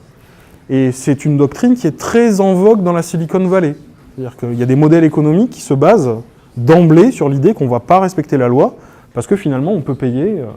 Et il n'y a pas très très longtemps quand même, on a vu que la devise interne de Facebook, c'était « Go fast and break things ». Ça veut dire « va vite et casse des trucs ». Tant que tu ne casses pas des trucs, ça veut dire que tu ne vas pas assez vite. C'était la sorte de doctrine, c'était une sorte de devise interne que Mark Zuckerberg donnait à ses équipes. Allez vite et cassez des trucs. Et si vous les analysez, ça veut dire faites des choses, vous ne vous préoccupez pas trop que ce soit légal, on verra après pour payer les dommages et intérêts. Sauf que là, maintenant, avec les sanctions du RGPD, ça devient juste impossible parce que la violation de la loi n'est plus efficace pour eux, quoi. 16 milliards d'euros, même pour Facebook, c'est pas soutenable. Alors là, je vais rentrer un peu plus dans le dur du texte. Ça va devenir un peu plus compliqué, mais... Donc, on a vu que le RGPD se déclenche dès que vous traitez des données à caractère personnel, et après, il vous dit quelles sont les conditions qui font qu'un traitement va être légal. Et il y a 6 conditions. Il faut que le traitement soit licite, loyal et transparent. Ensuite, il faut qu'il réponde à une finalité déterminée. Bon, ça, c'est un peu le pivot du texte. C'est-à-dire que vous ne pouvez traiter les données à caractère personnel que si vous le faites pour une finalité déterminée qui doit être explicite et légitime. Vous n'avez pas le droit de collecter des données personnelles pour collecter des données personnelles et de les garder dans un coin en disant « on verra plus tard, ça pourra toujours servir ». Voilà. Ça, c'est interdit. Dès la collecte, vous devez avoir une intention déterminée un but pour le traitement. Ensuite, vous ne devez collecter que les données qui sont pertinentes pour atteindre le but du traitement. Vous n'avez pas le droit de collecter des données au-delà de ce qui est nécessaire pour la réalisation du but. Ensuite, il faut que les données soient exactes. Okay. Enfin, le 5e point, vous devez garder les données uniquement tant qu'elles sont utiles pour atteindre le but. Une fois que vous avez atteint le but, vous n'avez plus le droit de garder les données collectées. Et enfin, vous êtes responsable de la sécurité des données. Ça veut dire que s'il y a une faille, une fuite, qu'elle soit interne, externe, si on hack votre site, etc., vous êtes responsable à titre... Et le RGPD a beaucoup augmenté le niveau de responsabilité. C'est-à-dire que ce n'est pas une obligation absolue, c'est-à-dire que ce n'est pas une obligation de résultat, c'est une obligation de moyens. Il faut que vous puissiez prouver que vous avez mis en place tous les moyens pour sécuriser votre site, mais c'est quand même une obligation très très forte, quoi. Si on montre qu'il y a eu la moindre négligence dans votre système de sécurisation, vous serez automatiquement responsable. Et le RGPD rajoute quelque chose là-dessus qui est assez redoutable, c'est que dès que vous avez conscience qu'il y a eu une faille de sécurité, vous êtes obligé de la notifier à la CNIL, mais c'est 72 heures. Hein. C'est-à-dire qu'avant même vous devez agir immédiatement pour réparer la faille, mais vous devez de suite notifier à la CNIL qu'il y en a une. Si vous ne le faites pas, c'est passible de sanction. Et si jamais la faille met en cause les droits des personnes, vous êtes aussi obligé de le notifier aux personnes. C'est-à-dire que vous devez immédiatement envoyer un mail à vos clients disant « Ah ben attention, notre base s'est fait hacker, donc voilà, on est désolé, mais on va faire tout ce qu'on peut, mais vous êtes obligé de les prévenir. » Donc je ne sais pas si vous voyez en termes d'image, je ne sais pas si vous avez vu, là récemment, Twitter l'a fait. Hein. Ils ont envoyé un mail en disant « On s'est rendu compte que les mots de passe étaient stockés en clair quelque part dans notre système. Alors on est désolé, changez vite votre mot de passe. » Mais ça va devenir obligatoire avec le RGPD. Quoi. Oui ?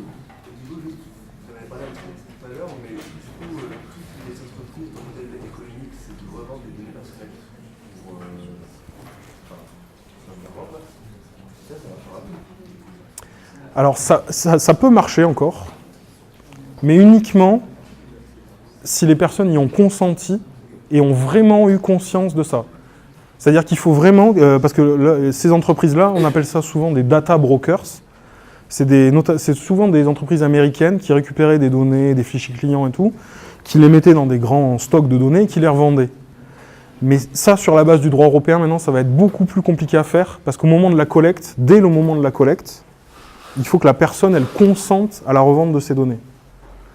Donc, après, on verra ce que les individus vont faire, hein, parce qu'on... Est-ce que ça peut être une finalité ? Ah oui, ça peut être une finalité, ouais.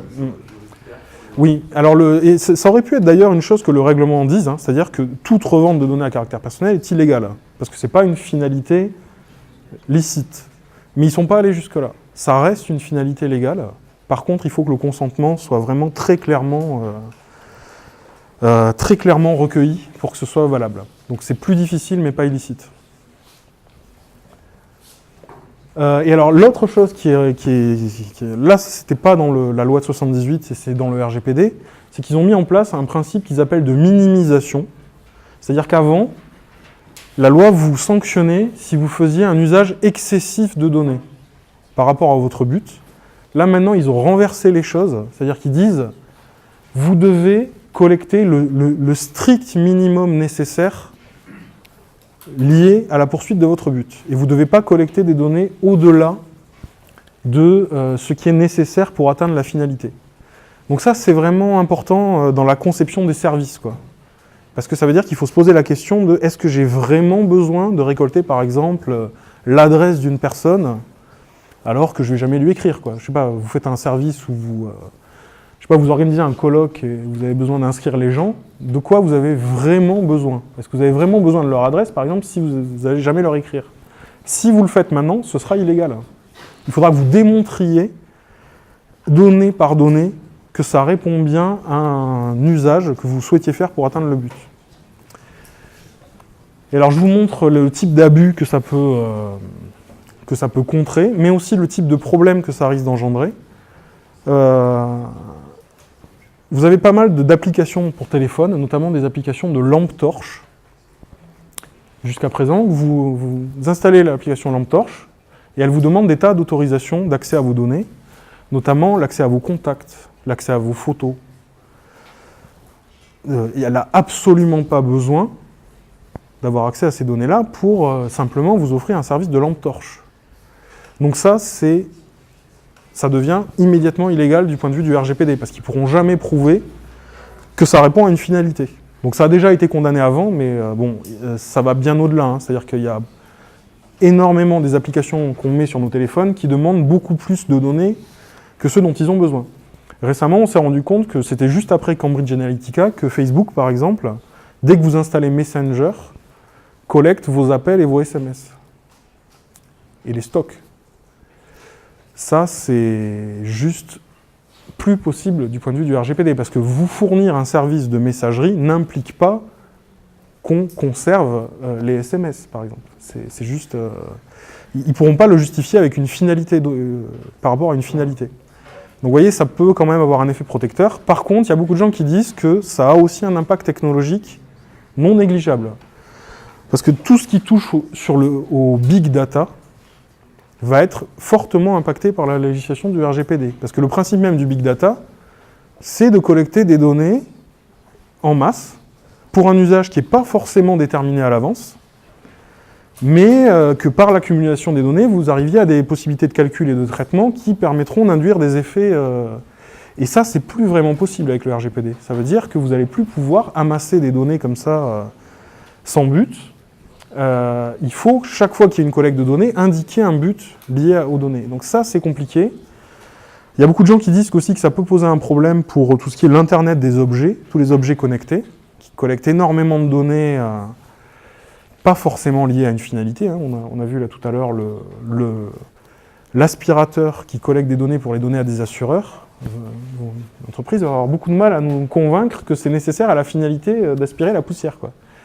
Vous voyez, et il y a beaucoup de gens qui disent aussi que pour l'intelligence artificielle, ça pose un problème, notamment tout ce qui est machine learning, parce qu'il y a beaucoup de machine learning qui est fait par les internautes à leur insu, mais qui sert à faire de l'entraînement d'intelligence artificielle. Et ça aussi, c'est plus vraiment loyal au sens du RGPD. Donc, c'est pour ça qu'il y a pas mal d'inquiétudes dans le monde des technologies européens, parce que ça peut induire des difficultés pour mettre en place ce genre de choses. Alors ensuite, j'arrive à la question du consentement, parce qu'on a beaucoup dit que la grande innovation du RGPD, c'était d'obliger systématiquement à recueillir le consentement des individus. Alors, c'est pas complètement vrai, c'est-à-dire que le RGPD va beaucoup plus mettre en avant le consentement, mais pas de manière absolue. Bon, c'est quand même une grosse évolution, parce que dans la loi de 78, à l'origine, c'était pas du tout une loi qui était basée sur le consentement. Le consentement, il valait que pour les données sensibles, donc genre données de santé, orientation sexuelle, tout ça, là, il y avait un consentement, mais pour tout le reste, il n'y avait pas de consentement. On pouvait librement traiter des données à caractère personnel, dans le cadre de la loi de 78, il y avait des obligations, mais il n'y avait pas d'obligation de recueillir le consentement de l'individu. Là, avec le RGPD, c'est plus strict, c'est-à-dire que vous avez pour faire un traitement de données, il faut vous appuyer sur une base légale, et la première base légale, c'est le consentement libre, spécifique, informé et sans ambiguïté de la personne. Mais, et c'est là où on voit qu'il y a eu pas mal de lobbying sur le texte, il y a 5 autres bases légales possibles. Il y en a une, c'est ce qui est nécessaire à l'exécution d'un contrat. Vous commandez quelque chose chez Amazon. Vous devez vous faire livrer un colis. Il est évident qu'Amazon a besoin de votre adresse. C'est une donnée à caractère personnel. Ben là, ils peuvent se passer de votre consentement, parce que sinon, ils ne pourront pas exécuter le contrat qui vous lie avec eux. Ça paraît assez logique. Par contre, tout ce qui va être redoutable, c'est de savoir qu'est-ce qui est vraiment nécessaire. Il y a des choses qui sont évidentes, il y en a qui sont beaucoup moins. Donc ensuite, vous avez, est-ce qu'il y a une obligation légale du responsable de traitement? Vous savez que par exemple, que si je donne accès à Internet en Wi-Fi, je suis obligé de garder les données de connexion. Je suis un café, par exemple, je sais pas, un Starbucks, un McDo, une bibliothèque, une gare, un aéroport. Je donne accès en Wi-Fi. Je suis obligé de garder, de par la loi, pendant 1 an, les données, les logs de connexion. Ça, il n'y a pas de consentement. C'est la loi qui impose, pour des raisons de sécurité d'ailleurs, de garder les logs de connexion.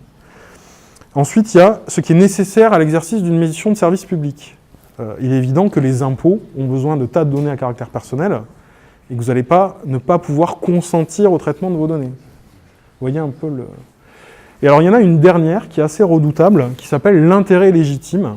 Ça a été clairement rajouté par le lobbying d'entreprise, et vous allez voir que c'est une faille possible du RGPD. Le texte dit aussi qu'il faut que le consentement soit nécessairement recueilli par le biais d'un acte positif clair. Ça veut dire qu'il faut qu'il y ait une action de votre part pour que on considère que vous consentiez. Donc, il ne peut plus y avoir de recueil de consentement avec des cases précochées. C'est-à-dire que la case doit être laissée vide par défaut, et il faut que vous la cochiez pour que vous ayez consenti. On ne peut pas vous présenter le choix déjà fait, et qu'il n'y a plus de consentement possible. Pendant longtemps, je ne sais pas si vous avez vu, mais on devait accepter les cookies sur les sites internet. Quand vous naviguiez, il y avait souvent des fenêtres qui s'ouvraient. Et il y a pas mal de sites qui considéraient que si vous restiez plus de tant de secondes sur le site, implicitement, vous donniez votre consentement à ce qu'il y ait des cookies qui viennent. Bon, mais ça, c'est plus possible avec le RGPD. Et alors là aussi, c'est pour ça que dans les entreprises, il y a énormément d'agitation en ce moment, parce qu'ils sont en train de revoir complètement tout leur consentement pour voir s'ils étaient valides. Sachant que dans le texte, vous devez à tout moment fournir la preuve que vous avez bien recueilli le consentement de manière valide. Si la CNIL débarque, il faut que vous ayez quelque part des preuves que vous avez recueilli un consentement valide pour le traitement. Alors là, on rentre dans ce qui va être pour la suite hyper important, c'est qu'est-ce que ça veut dire un consentement libre ? Dans quelle mesure vous êtes vraiment libre quand vous donnez votre consentement à un site internet ? Et alors, avant, c'était en novembre dernier, la CNIL a fait une condamnation de Facebook qui est vraiment cruciale pour la suite. C'était au moment où Facebook a connecté les données avec WhatsApp. Vous savez qu'ils ont racheté WhatsApp et ils s'étaient engagés d'ailleurs sur l'honneur à ne jamais croiser les données entre WhatsApp et Facebook. Donc bon, finalement ils l'ont fait. Et notamment une donnée extrêmement importante pour eux qui est le numéro de téléphone. Quand vous utilisez WhatsApp, vous devez donner votre numéro de téléphone. Et comme ça, Facebook avait la capacité de récupérer énormément de numéros de téléphone. Et donc, il y a un moment donné, si vous êtes utilisateur de WhatsApp, il y a eu un moment où ils vous ont présenté une pop-up qui disait « Si vous voulez continuer à utiliser le service, vous devez accepter le transfert de vos données à Facebook. » Et la CNIL les a mis en demeure en disant « Ça, c'est une violation du consentement libre, parce que votre consentement, il est conditionné à l'utilisation du service. Donc, il ne peut plus être libre. » C'est-à-dire que si on vous fait un chantage au service, soit vous acceptez le traitement, soit vous ne pouvez plus accéder au service, la CNIL dit que ce n'est plus un consentement libre. Parce qu'il y a une sanction négative pour vous, qui est le fait de ne plus avoir accès au service. Alors ça, c'est extrêmement redoutable pour les sites internet.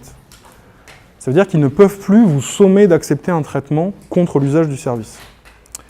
Alors on va voir, vous voyez, elle le dit, le consentement n'est pas libre, parce que le seul moyen de s'opposer à la transmission des données était de désinstaller l'application. Alors, la CNIL a aussi imposé cette interprétation au niveau européen, parce qu'il y a un regroupement des CNIL en Europe qui s'appelle le G29, qui a fait une interprétation du consentement libre du RGPD, où ils disent que c'est cette interprétation qu'ils veulent retenir. Alors je vous montre juste quelles conséquences ça peut avoir. À la fin du mois d'avril, Facebook nous a tous envoyé un mail en disant « Nous avons mis à jour nos conditions d'utilisation pour se mettre en conformité avec le RGPD. » Et le mail était intitulé « Si vous voulez continuer à utiliser Facebook, veuillez accepter nos nouvelles conditions d'utilisation. Sinon, après le 25 mai, vous ne pourrez plus avoir accès à Facebook. » Quand on regardait dans le détail, on voit quand même qu'ils ont bien pris en compte la logique pour certains points. Notamment, il y en avait un, c'était la reconnaissance faciale. Le fait de vous reconnaître automatiquement sur les photos. Ça, c'est une fonctionnalité qu'ils veulent déployer, et ils l'ont fait dans le respect du RGPD, c'est-à-dire, vous avez une fenêtre spécifique qui s'ouvrait, et qui vous disait, si vous voulez qu'il y ait de la reconnaissance faciale, vous devez l'accepter volontairement. Il y avait un bouton sur lequel cliquer, un bouton bleu, là. Donc là, ça, c'est compatible avec le RGPD, ils vous l'expliquent clairement. Bon, après, il y avait des choses plus... Par exemple, ils vous disent... On le fait pour vous protéger. On le fait pour aider les personnes qui ont un handicap visuel à mieux comprendre ce qu'il y a sur les photos. Donc voilà, ils essayaient un peu d'orienter votre consentement, mais ce n'était pas une violation du RGPD. Donc ça, c'est complètement compatible avec le RGPD. Par contre, si vous continuez, vous arrivez à la fin à un écran qui vous disait « Par contre, on va croiser les données entre WhatsApp, Instagram et Oculus », c'est 3 compagnies qu'ils ont rachetées, et ça, vous n'avez pas le choix. Soit vous l'acceptez, soit vous désinstallez l'application. Bon, ben ça, il y a de très fortes chances que ce soit illégal, en fait. Ils ont dit qu'ils s'étaient mis en conformité avec le RGPD, mais visiblement, c'est faux, parce qu'ils vous demandent un consentement qui n'est pas libre. Donc pour ça, il va y avoir, je vous en parlerai après, il va y avoir recours en justice immédiat dès le 25 mai. Facebook va se faire attaquer pour ça, quoi.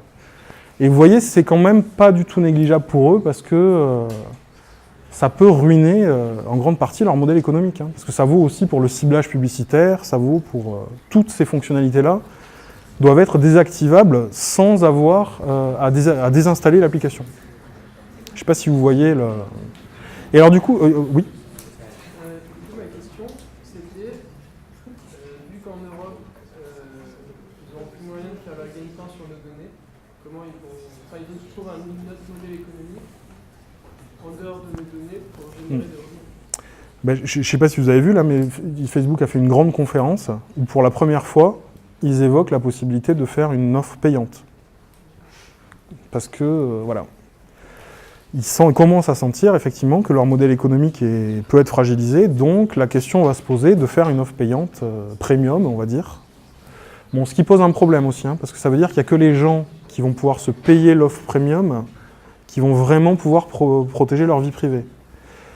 C'est pas forcément une solution miracle non plus, hein, mais en tout cas, ouais, pour la première fois, ils ont explicitement envisagé de rendre Facebook payant. Donc vous voyez un peu le... Et alors après, le problème qu'il y a, c'est que, je l'ai dit tout à l'heure, il y a une des bases légales du traitement possible, c'est l'intérêt légitime de l'entreprise, ou c'est l'intérêt légitime du responsable de traitement, et c'est une chose qui permet potentiellement de se passer du consentement de l'utilisateur. Sachant que le RGPD n'a pas vraiment défini ce qu'était l'intérêt légitime. Il a dit un intérêt légitime tant que ça ne prévaut pas sur les intérêts ou libertés et droits fondamentaux de la personne concernée. Et débrouillez-vous. On ne sait pas vraiment... donc le texte cite juste des exemples. Il dit par exemple que la lutte contre la fraude, c'est un intérêt légitime. Ou que la prospection commerciale, c'est un intérêt légitime. Ça, c'est très discutable. Hein. C'est-à-dire le fait d'envoyer des mails, les fameux spams, là, ce serait un intérêt légitime qui permet de se passer du consentement des personnes. Ça, déjà, on voit que ça peut être une faille assez... Et alors, c'est assez intéressant de voir comment Facebook a interprété ça, parce qu'ils l'ont aussi changé dans leurs conditions d'utilisation. Et pour eux, leur intérêt légitime, c'est par exemple offrir, personnaliser et améliorer les produits Facebook. Pas trop ce que ça veut dire. Promouvoir la sécurité et l'intégrité du site. Bon, ça, à la rigueur, mais qu'est-ce que ça veut dire exactement? Et alors surtout, il y en a une qui est assez redoutable, c'est faire des recherches et innover pour le bien de tous. Et là, ils disent, l'intérêt légitime sur lequel nous appuyons, c'est d'améliorer les connaissances actuelles et la connaissance académique des questions sociales importantes, afin de changer notre société et le monde de manière positive. Et je ne sais pas si vous voyez pourquoi ils ont mis ça.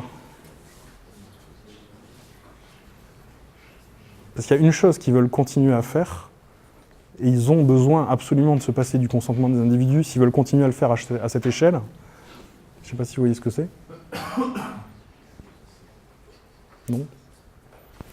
Ben ça, c'est typiquement une clause balai pour le big data et l'intelligence artificielle. Parce que ça devient le cœur du métier de Facebook, et leur seul moyen de le faire, c'est de le faire à une échelle de traitement de données qui est tellement massive qu'ils vont devoir se passer du consentement des personnes.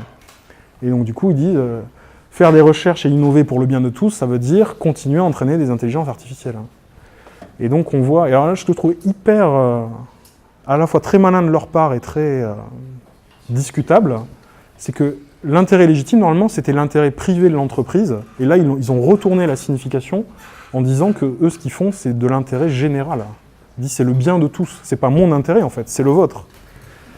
Donc ça, on va voir aussi si les tribunaux acceptent cette interprétation de l'intérêt légitime, parce que c'est pas du tout sûr que que ça voulait dire ça, en fait. Bon, ça, je vais passer, mais bon, ça, c'est la fameuse question sur les CGU. Pour que le consentement soit valable, il faut que on vous ait expliqué de manière transparente les traitements et les finalités, etc. Je ne sais pas si vous avez vu, là, mais la semaine dernière, il y a une artiste qui a fait une installation d'art contemporain qui était assez sympa. C'était ces grandes bandes, là, elle a imprimé les conditions générales d'utilisation des différents services, elle les a mis sur un mur, et elle a calculé le temps moyen qu'il faut pour les lire, et elle est arrivée, il faut en moyenne 86 minutes pour lire les CGU de manière détaillée. Donc vous voyez un peu le...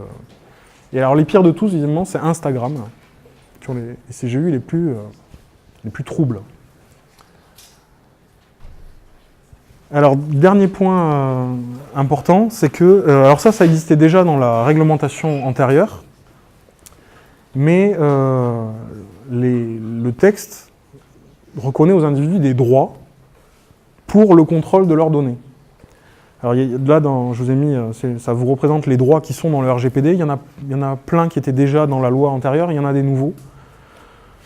Donc vous avez un droit d'accès, c'est-à-dire que dès qu'une personne traite des données qui vous concernent, vous avez le droit de l'interpeller pour lui demander exactement quelles données elle traite et qu'elle vous fournisse une copie. Il faut qu'elle le fasse normalement dans un délai d'1 mois. C'est-à-dire qu'elle doit loyalement vous donner une copie de toutes les données qu'elle possède sur vous.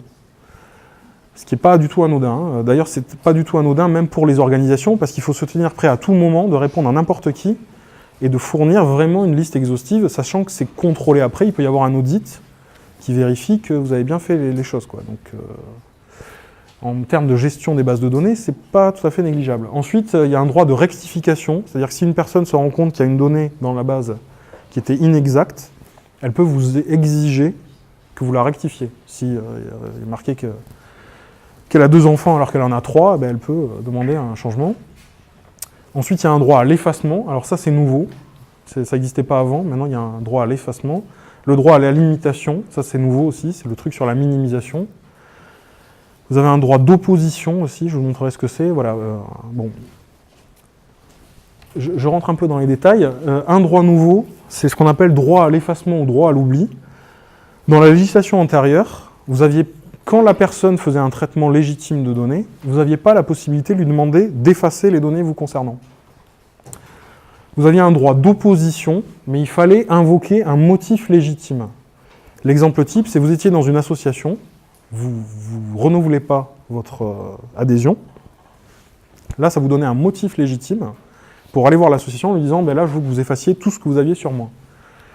Mais il fallait que ce soit l'individu qui prouve qu'il avait un motif légitime. Donc il n'y avait pas ce qu'on appelle de droit à l'oubli, c'est-à-dire que l'individu ne pouvait pas exiger forcément l'effacement des données dans un système.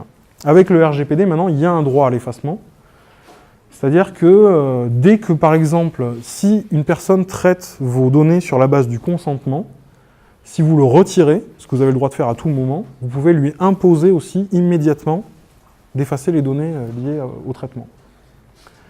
Ou dès que les finalités sont atteintes, vous avez le droit d'exiger que les données soient retirées. Donc ça, c'est un pouvoir supplémentaire qui est non négligeable.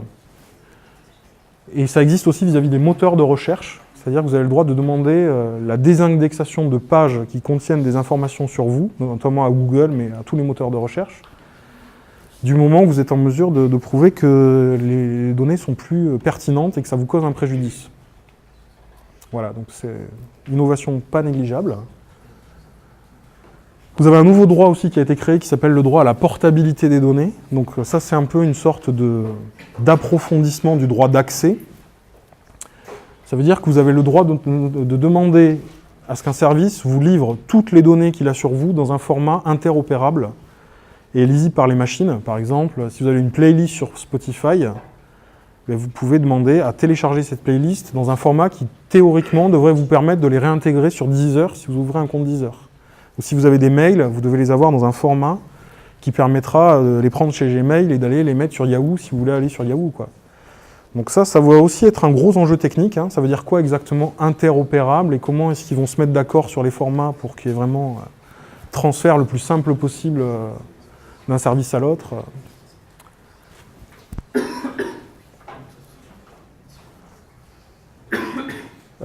je vais accélérer un peu. Vous avez ça qui est... Je ne sais pas si vous vous rappelez, au début, je vous avais dit que la loi de 78, elle avait interdit les traitements automatisés de données. Donc les décisions qui étaient fondées uniquement sur un traitement automatisé de données. Donc ça, c'est maintenu dans le RGPD. Sauf que là, il y a eu une grosse faille qui a été mise en place parce que ils ont dit que c'est interdit, sauf s'il y a consentement explicite de la personne. Parce qu'avant, c'était vraiment interdit. Alors que là, maintenant, ça devient interdit s'il y a consentement... mais il peut y avoir un consentement explicite de la personne, et il peut y avoir aussi un objectif d'intérêt public général. Donc ça veut dire que les administrations, théoriquement, vont pouvoir mettre en place des systèmes d'algorithmes qui vont appliquer automatiquement les droits de l'individu. Mais le RGPD prévoit quand même un droit d'opposition. Mais ça c'est un peu un affaiblissement par rapport à ce qui existait avant. Et alors, dernière innovation qui est vraiment importante aussi, auparavant, quand vous vouliez attaquer une personne qui avait violé la réglementation, vous deviez le faire à titre individuel. C'est-à-dire que c'est ce qu'a fait Max Schrems, il est allé individuellement devant la justice pour attaquer le Privacy Shield. Sauf que ça, si vous voulez, quand vous devez aller attaquer Facebook ou Google ou Apple, il faut quand même vraiment prendre sur soi à titre individuel pour le faire, quoi. Vous avez quand même une grosse décision à prendre, quoi. Je vais aller attaquer Apple en justice. Bon. Alors du coup, le RGPD a mis en place une action de groupe. Ça permet en fait aux individus de se regrouper et de donner un mandat à une association pour aller porter l'action en justice en les représentant. Donc ça veut dire, et ça Max Schrems a été le premier à le faire, même avant le RGPD, il a fait une grande action de groupe qui s'appelait Europe versus Facebook, où il a demandé à des centaines d'Européens, je crois qu'au final ils étaient plusieurs dizaines de milliers, d'aller faire une action groupée en justice contre les violations de Facebook. Notamment, ils ont attaqué le fameux bouton like mouchard, là. Ils attaquaient ça en disant que c'est une violation. Alors là, maintenant, ça devient systématique dans le RGPD, c'est-à-dire, et c'est très simple à faire, en fait. C'est vraiment assez simple, hein, ça ne demande même pas des moyens financiers énormes, il suffit juste d'avoir une association qui a un objectif de défense de la vie privée, et donc elle peut lancer un appel à un mandat. Alors du coup, dans l'association dans laquelle je suis, la Quadrature du Net, on l'a fait, et on est en train de faire une campagne où, le 25 mai, dès que le RGPD rentre en vigueur, on attaque en justice Google, Facebook, Amazon, Apple et Microsoft, pour violation du consentement libre. Parce que toutes ces entreprises, dans leur mode de fonctionnement, ont des aspects qui violent la condition du consentement libre.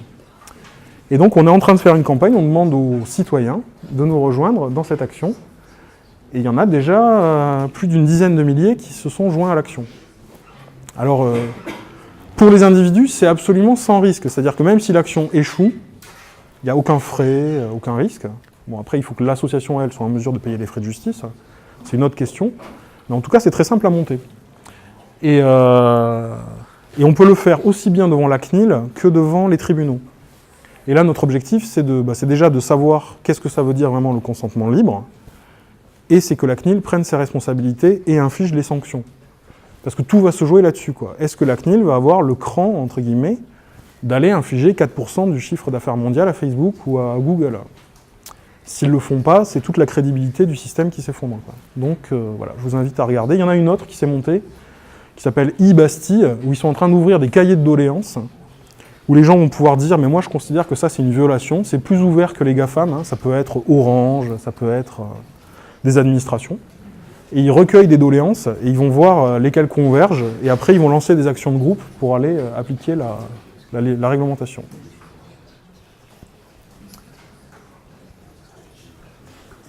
Et alors, pour terminer sur le RGPD en tant que tel,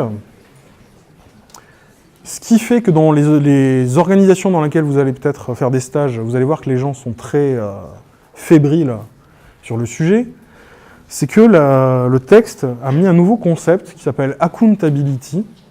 Bon, en français, on dit responsabilité ou responsabilisation, voilà, quelque chose comme ça, qui a renversé le fonctionnement de la législation antérieure. Parce qu'avant, si vous voulez, quand vous vouliez vous mettre en conformité avec la loi, il fallait faire des déclarations préalables à la CNIL. C'est-à-dire chaque fois que vous aviez un traitement de données à faire, vous deviez faire un dossier, annoncer à la CNIL que vous vouliez faire ce traitement, et que vous vous étiez conformé à ces directives. Et en gros, ça suffisait à vous mettre en conformité. Donc c'était assez simple, et c'était pas toujours fait d'ailleurs. Voilà, c'était très flottant. Sauf que maintenant c'est renversé ça. C'est-à-dire que vous n'avez plus de déclaration à faire, donc les formalités sont plus simples. Par contre, à tout moment, la CNIL peut débarquer en vous demandant « Est-ce que vous êtes en conformité avec le RGPD ?» Et à ce moment-là, vous devez leur fournir toutes les preuves écrites, que vous avez fait tous les efforts nécessaires pour vous mettre en conformité avec la législation. Et ça implique notamment de tenir un registre de tous les traitements qui sont faits, où vous devez indiquer quelles sont les données traitées, quelles sont les finalités suivies, quelles sont les durées de conservation associées, et quels sont les moyens que vous avez mis en place pour que les droits des personnes soient assurés. Notamment les fameux droits d'accès, de rectification, de portabilité, etc. Donc en ce moment, toutes les entreprises qui en ont conscience ou qui veulent le faire sont en train de faire des cartographies internes où elles font des audits de recensement de toutes leurs données et elles doivent faire toutes ces formalités parce que s'il y a un contrôle un jour, même si elles ne violent pas la réglementation, le simple fait de ne pas avoir un registre sera une violation en tant que telle. Donc vous voyez un peu tout le problème, et ça implique aussi pas mal de choses au niveau informatique, parce qu'il faut que vous fassiez un audit de toutes vos bases, pour savoir comment elles sont organisées, est-ce que la sécurité est bien assurée, est-ce qu'il n'y a pas trop de possibilités de croisement, est-ce qu'on a fait du chiffrement parfois, est-ce qu'on a fait des pseudonymisations qui protègent aussi les individus, voilà, c'est tout un... Donc il y a énormément de littérature là-dessus, si vous allez sur Internet, il y a plein de processus de mise en conformité avec le RGPD, Et l'autre nouveauté, c'est qu'avant, dans les structures, vous aviez un personnage qui s'appelait le correspondant informatique et liberté, le CIL. Et ça, c'est transformé dans le RGPD en DPO, Data Protection Officer, officier à la protection des données. Et bon, c'est pas une obligation pour les entreprises de les nommer, mais c'est quand même mieux de le faire. Et du coup, c'est lui qui est censé coordonner toute l'application de la réglementation, et notamment de faire tous les audits, et ensuite d'être le correspondant privilégié avec la CNIL pour tout ce qui est contrôle, et voilà. Donc il y a beaucoup de nominations en ce moment de personnes sur ce type de profil.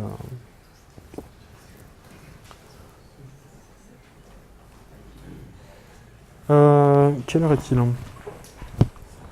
50 ? Bon, alors je vais terminer là-dessus. Il y a déjà une autre étape qui se profile, parce que l'encre a à peine fini de sécher sur le RGPD, que l'Union européenne a immédiatement fait un autre règlement, qui s'appelle e-privacy, qui s'occupe des aspects Internet, bizarrement, bon, comme si c'était pas déjà présent dans le RGPD, mais bon, visiblement, ils ont éprouvé le besoin de faire un autre règlement, et qui est spécifique au service de la société de l'information. Et notamment, il y a tout ce qui est analyse des communications, c'est-à-dire analyse des mails, analyse des SMS, la question de la géolocalisation, et la question du pistage en ligne, notamment par le biais des cookies, tout ce qui est pistage publicitaire. Et alors, immédiatement, les entreprises ont essayé d'obtenir dans ce texte une dérogation pour ne pas avoir à recueillir le consentement. C'est-à-dire d'échapper à l'obligation de recueillir le consentement pour faire des analyses de mails, pour faire de la géolocalisation et pour faire du pistage en ligne. Et donc il y a une grosse bataille en ce moment au Parlement européen pour faire en sorte que ce règlement-là ne détricote pas immédiatement le RGPD. Bon, pour l'instant, ça a l'air plutôt d'aller dans le sens du maintien de la protection. Et notamment, vous avez le Parlement européen qui a pris une position, ils disent ça, qui est assez intéressant, ils disent « Les données personnelles ne peuvent pas être comparées à un prix, et ainsi, elles ne peuvent pas être considérées comme des marchandises. » Ce qu'ils disent, c'est qu'on ne peut pas utiliser les données comme une monnaie qu'on donnerait en échange d'un service. Et donc du coup, ils veulent maintenir le principe du consentement libre, parce que si on vous oblige à donner vos données, ben, c'est plus un consentement libre en fait, parce qu'il y a bien une sanction qui est le fait d'accéder au service. Donc il y a quand même une grosse bataille de lobbying, et en fait ceux qui sont les plus en pointe du côté des entreprises, bizarrement c'est pas tellement Facebook et tout, c'est les sites de presse. C'est Le Monde, Le Figaro, Libé, qui eux veulent, notamment pour le pistage et pour les cookies, pouvoir se passer de l'autorisation des individus, quoi.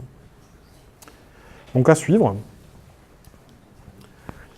Et alors la grosse limite du RGPD, je vous l'avais dit, et c'est un peu d'ailleurs ironique vis-à-vis de l'histoire, c'est-à-dire que je vous l'ai dit au début, la loi de 78, elle a été faite à cause du projet Safari, du fichage administratif des Français. Le but, c'était d'éviter que l'État, en fait, fasse des croisements de fichiers à une échelle trop grande. Or, on l'a vu, le RGPD, lui, il ne s'applique pas vraiment à ça. Et il y a 2 ans, on a eu une affaire vraiment qui a fait beaucoup d'émoi en France, qui est celle de l'affaire du fichier TES, à partir du moment où l'État a croisé toutes les données biométriques liées au passeport et aux cartes d'identité dans une base de données unique. Ce qui crée, et ça n'existait pas avant, la première grande base de fichage de tous les Français. Alors ça a été fait avec une finalité qui est celle de lutter contre la fraude. Sauf que cette finalité, elle est fixée dans un décret. Ça veut dire que le gouvernement peut la changer à tout moment, simplement en passant un décret. Il n'y aura même pas besoin d'un débat au Parlement pour changer la finalité. Donc pour l'instant, ce n'est pas utilisé par exemple à des fins de surveillance ou d'antiterrorisme. Il y a plein de gens au moment où ça s'est passé qui ont dit déjà c'est juste scandaleux que ça ait été fait par un décret. Il aurait dû avoir un débat au Parlement. Et deuxièmement, ce n'est pas une garantie suffisante parce que rien ne nous dit ce qui va se passer dans l'avenir, qu'est-ce qu'il va y avoir comme gouvernement, etc. Et avec une base à cette échelle, voilà, on ne sait absolument pas ce qui peut se passer, quoi. Donc ça, le RGPD, hélas, il ne nous protège pas vraiment de ça, en fait. Et vous avez eu aussi une autre chose qui s'est passée en France. Après l'affaire Snowden, l'État français a pris une loi qui s'appelle la loi renseignement, dans laquelle ils ont mis en place un système qui s'appelle les boîtes noires, qui sont en fait des dispositifs de surveillance algorithmique qui sont implémentés au niveau des fournisseurs d'accès Internet et qui permettent de collecter en temps réel les données des grands services en ligne. Ce qui est, en gros, avec des moyens français un peu limités, exactement ce que faisait la NSA avec Prism, qui est devenu légal. Et en France, la première boîte noire a été activée en décembre dernier. Donc ça y est, c'est en place. Et ça, le RGPD ne permet pas, en fait, vraiment de s'opposer à ça. Donc vous voyez, on commence à voir aussi des choses qui sont assez... un peu dans le même style. Vous avez la ville de Marseille qui a dit qu'ils allaient déployer un système algorithmique d'alerte lié aux caméras de vidéosurveillance, où en fait, dorénavant, dans leurs caméras de vidéosurveillance, ils vont mettre des schémas d'alerte où automatiquement les caméras pourront repérer des comportements suspects liés à la suractivité d'une personne, à sa chaleur corporelle, ou à d'autres indices qui permettront à l'avance de détecter si une personne a un comportement suspect. Ça, hélas, pour le RGPD, et même pour la CNIL, c'est très difficile d'agir là-dessus. Donc en fait, on a une situation hyper paradoxale, où à la base tout ça avait été fait pour surveiller avant tout l'État, mais où maintenant c'est plutôt les entreprises qui sont très impactées par le RGPD, alors que l'État a beaucoup plus les mains libres. Et je me souviens que quand il y a eu le colloque là, au Sénat des 40 ans de la loi de 78, la présidente de la CNIL, qui s'appelle Isabelle Falque-Perrotin, l'a dit explicitement. Elle a dit que pour elle, c'était un sujet d'inquiétude d'avoir vu que l'État était beaucoup moins surveillé qu'il y a 40 ans, finalement. Donc voilà, ça reste un des points. Alors j'avais prévu plein d'autres choses, mais bon, je vais être obligé de m'arrêter là. Je ne sais pas si vous avez des questions, des réactions, Oui. Est-ce qu'il y a des entreprises qui sont en train de se mettre en place pour accompagner les entreprises à se mettre en conformité par rapport au RGPD ? Alors oui, c'est même devenu un business en soi, quoi. C'est-à-dire qu'il y a énormément de cabinets de conseil, de cabinets d'avocats, de boîtes d'informatique qui proposent des prestations qui peuvent être utiles, hein, c'est sûr. Mais alors il y a pas mal aussi. La CNIL a même fait une annonce récemment d'alerte aux trucs un peu de charlatans qui vous vendent des sortes de kits de conformité clés en main, voilà, etc. Parce que la démarche de mise en conformité, c'est vraiment quelque chose de lourd, qui n'a pas qu'un aspect juridique ou technique, parce que ça oblige aussi les entreprises à parfois à changer leur mode d'organisation interne, de changer leurs organigrammes, de revoir leur processus de décision. Donc, mais il y a des boîtes qui proposent des... Et la CNIL elle-même, si vous allez sur son site, elle a publié des tas de cahiers assez bien faits pour les PME, pour les administrations, pour les associations, Elle fait des guides d'accompagnement. Donc il y a pas mal de gens. On va prendre une dernière question. Et si, pour les autres, si vous voulez bien les noter sur le pad, on les traitera avec Lionel pendant l'atelier ou vous pouvez les poser pendant l'atelier. Une dernière. On en prend deux. Allez, deux dernières. Si une association, par exemple, lorsqu'elle vend des places pour un événement, recueille des données de type parcelle postale, etc., pour faire des statistiques en interne et voir où est-ce qu'elle touche et où est-ce qu'elle touche moins, est-ce que du coup, ça rentre dans le cadre du RGPD ou c'est... Oui, ça va rentrer dans le cadre du RGPD. Il faudra avoir un registre. Ça peut être juste un fichier Excel, hein, un registre. En montant qu'on a bien collecté ces données, dire pour quelle finalité on l'a fait, prévoir une durée, et prévoir un moment où on va détruire la collecte, et voilà, et le documenter. C'est tout à fait possible, mais il faut quand même faire cet effort de le documenter, et faire un peu attention à la sécurité pour savoir où sont ces données, par exemple, que tout le monde n'y ait pas accès dans la sauce, voilà. Mais c'est pas interdit, mais il faut le documenter. Et tant que c'est pas revendu derrière, c'est autorisé. Alors, même si c'était revendu, ce serait autorisé, à condition que vous ayez le consentement de vos personnes. Alors, il faudrait vraiment que, individuellement, une personne par personne, vous leur annonciez qu'il allait y avoir revente de ces données et qu'elles y consentent explicitement. D'ailleurs, même pour le traitement là dont on parle, simplement pour faire des stats internes, il faut qu'il y ait un consentement, parce qu'une association ne peut jamais se prévaloir vraiment d'autre chose que le consentement, en fait. Donc il faudrait quand même qu'il y ait un consentement des personnes recueillies. Dernière question. Est-ce que les GAFA pour le moment ont lancé des contre-offensives contre les projets de loi qui sont en cours là, ou pour l'instant ils essayent de se faire aussi? Non, là pour l'instant, il y a le problème du règlement e-privacy qui pourrait affaiblir le RGPD. Par contre, en fait, ils n'ont pas vraiment lancé de contre-offensive, par contre, ils vont jouer sur l'interprétation. D'ailleurs, c'est ce qu'on voit, c'est ce que Facebook a fait là, avec ses nouvelles conditions d'utilisation. Ils disent un consentement peut être libre, même si on vous impose de désinstaller l'application. C'est pour ça qu'ils sont en train de tester la réaction de la société civile pour voir s'il y aura des gens qui sont capables d'aller les attaquer en justice. Et c'est en justice que tout va se jouer. Et l'autre chose qu'ils sont en train de faire, c'est que les GAFAM, par exemple, s'intéressent énormément à ce qu'on appelle la captologie, c'est-à-dire toutes les manières qui, indirectement, peuvent vous influencer à donner votre consentement. Et ça joue énormément par le design des applications, par le discours qui vous est proposé, parce qu'ils savent en fait que le consentement individuel, c'est pas si redoutable pour eux. Parce que je ne sais pas si vous avez vu, mais après l'affaire Cambridge Analytica, il y avait plein de gens qui vous avaient incité à désinstaller votre profil Facebook, mais dans les faits, depuis l'affaire, il y a 70 millions d'utilisateurs en plus pour Facebook. Donc ils savent très bien que le consentement des individus, c'est pas quelque chose de si redoutable, parce que ça impliquerait, par exemple, qu'on prenne sur nous de ne pas accepter, en fait. Et ça, c'est loin d'être... Ils savent que pour eux, ils ont une carte à jouer là-dessus. Donc je pense qu'ils vont la jouer beaucoup plus subtile, en développant des techniques pour faire en sorte que le consentement de l'individu soit assisté, en fait. Et ça, après, c'est une question d'éducation et de mobilisation individuelle et collective pour avoir la capacité de dire non, quoi. Merci beaucoup Lionel.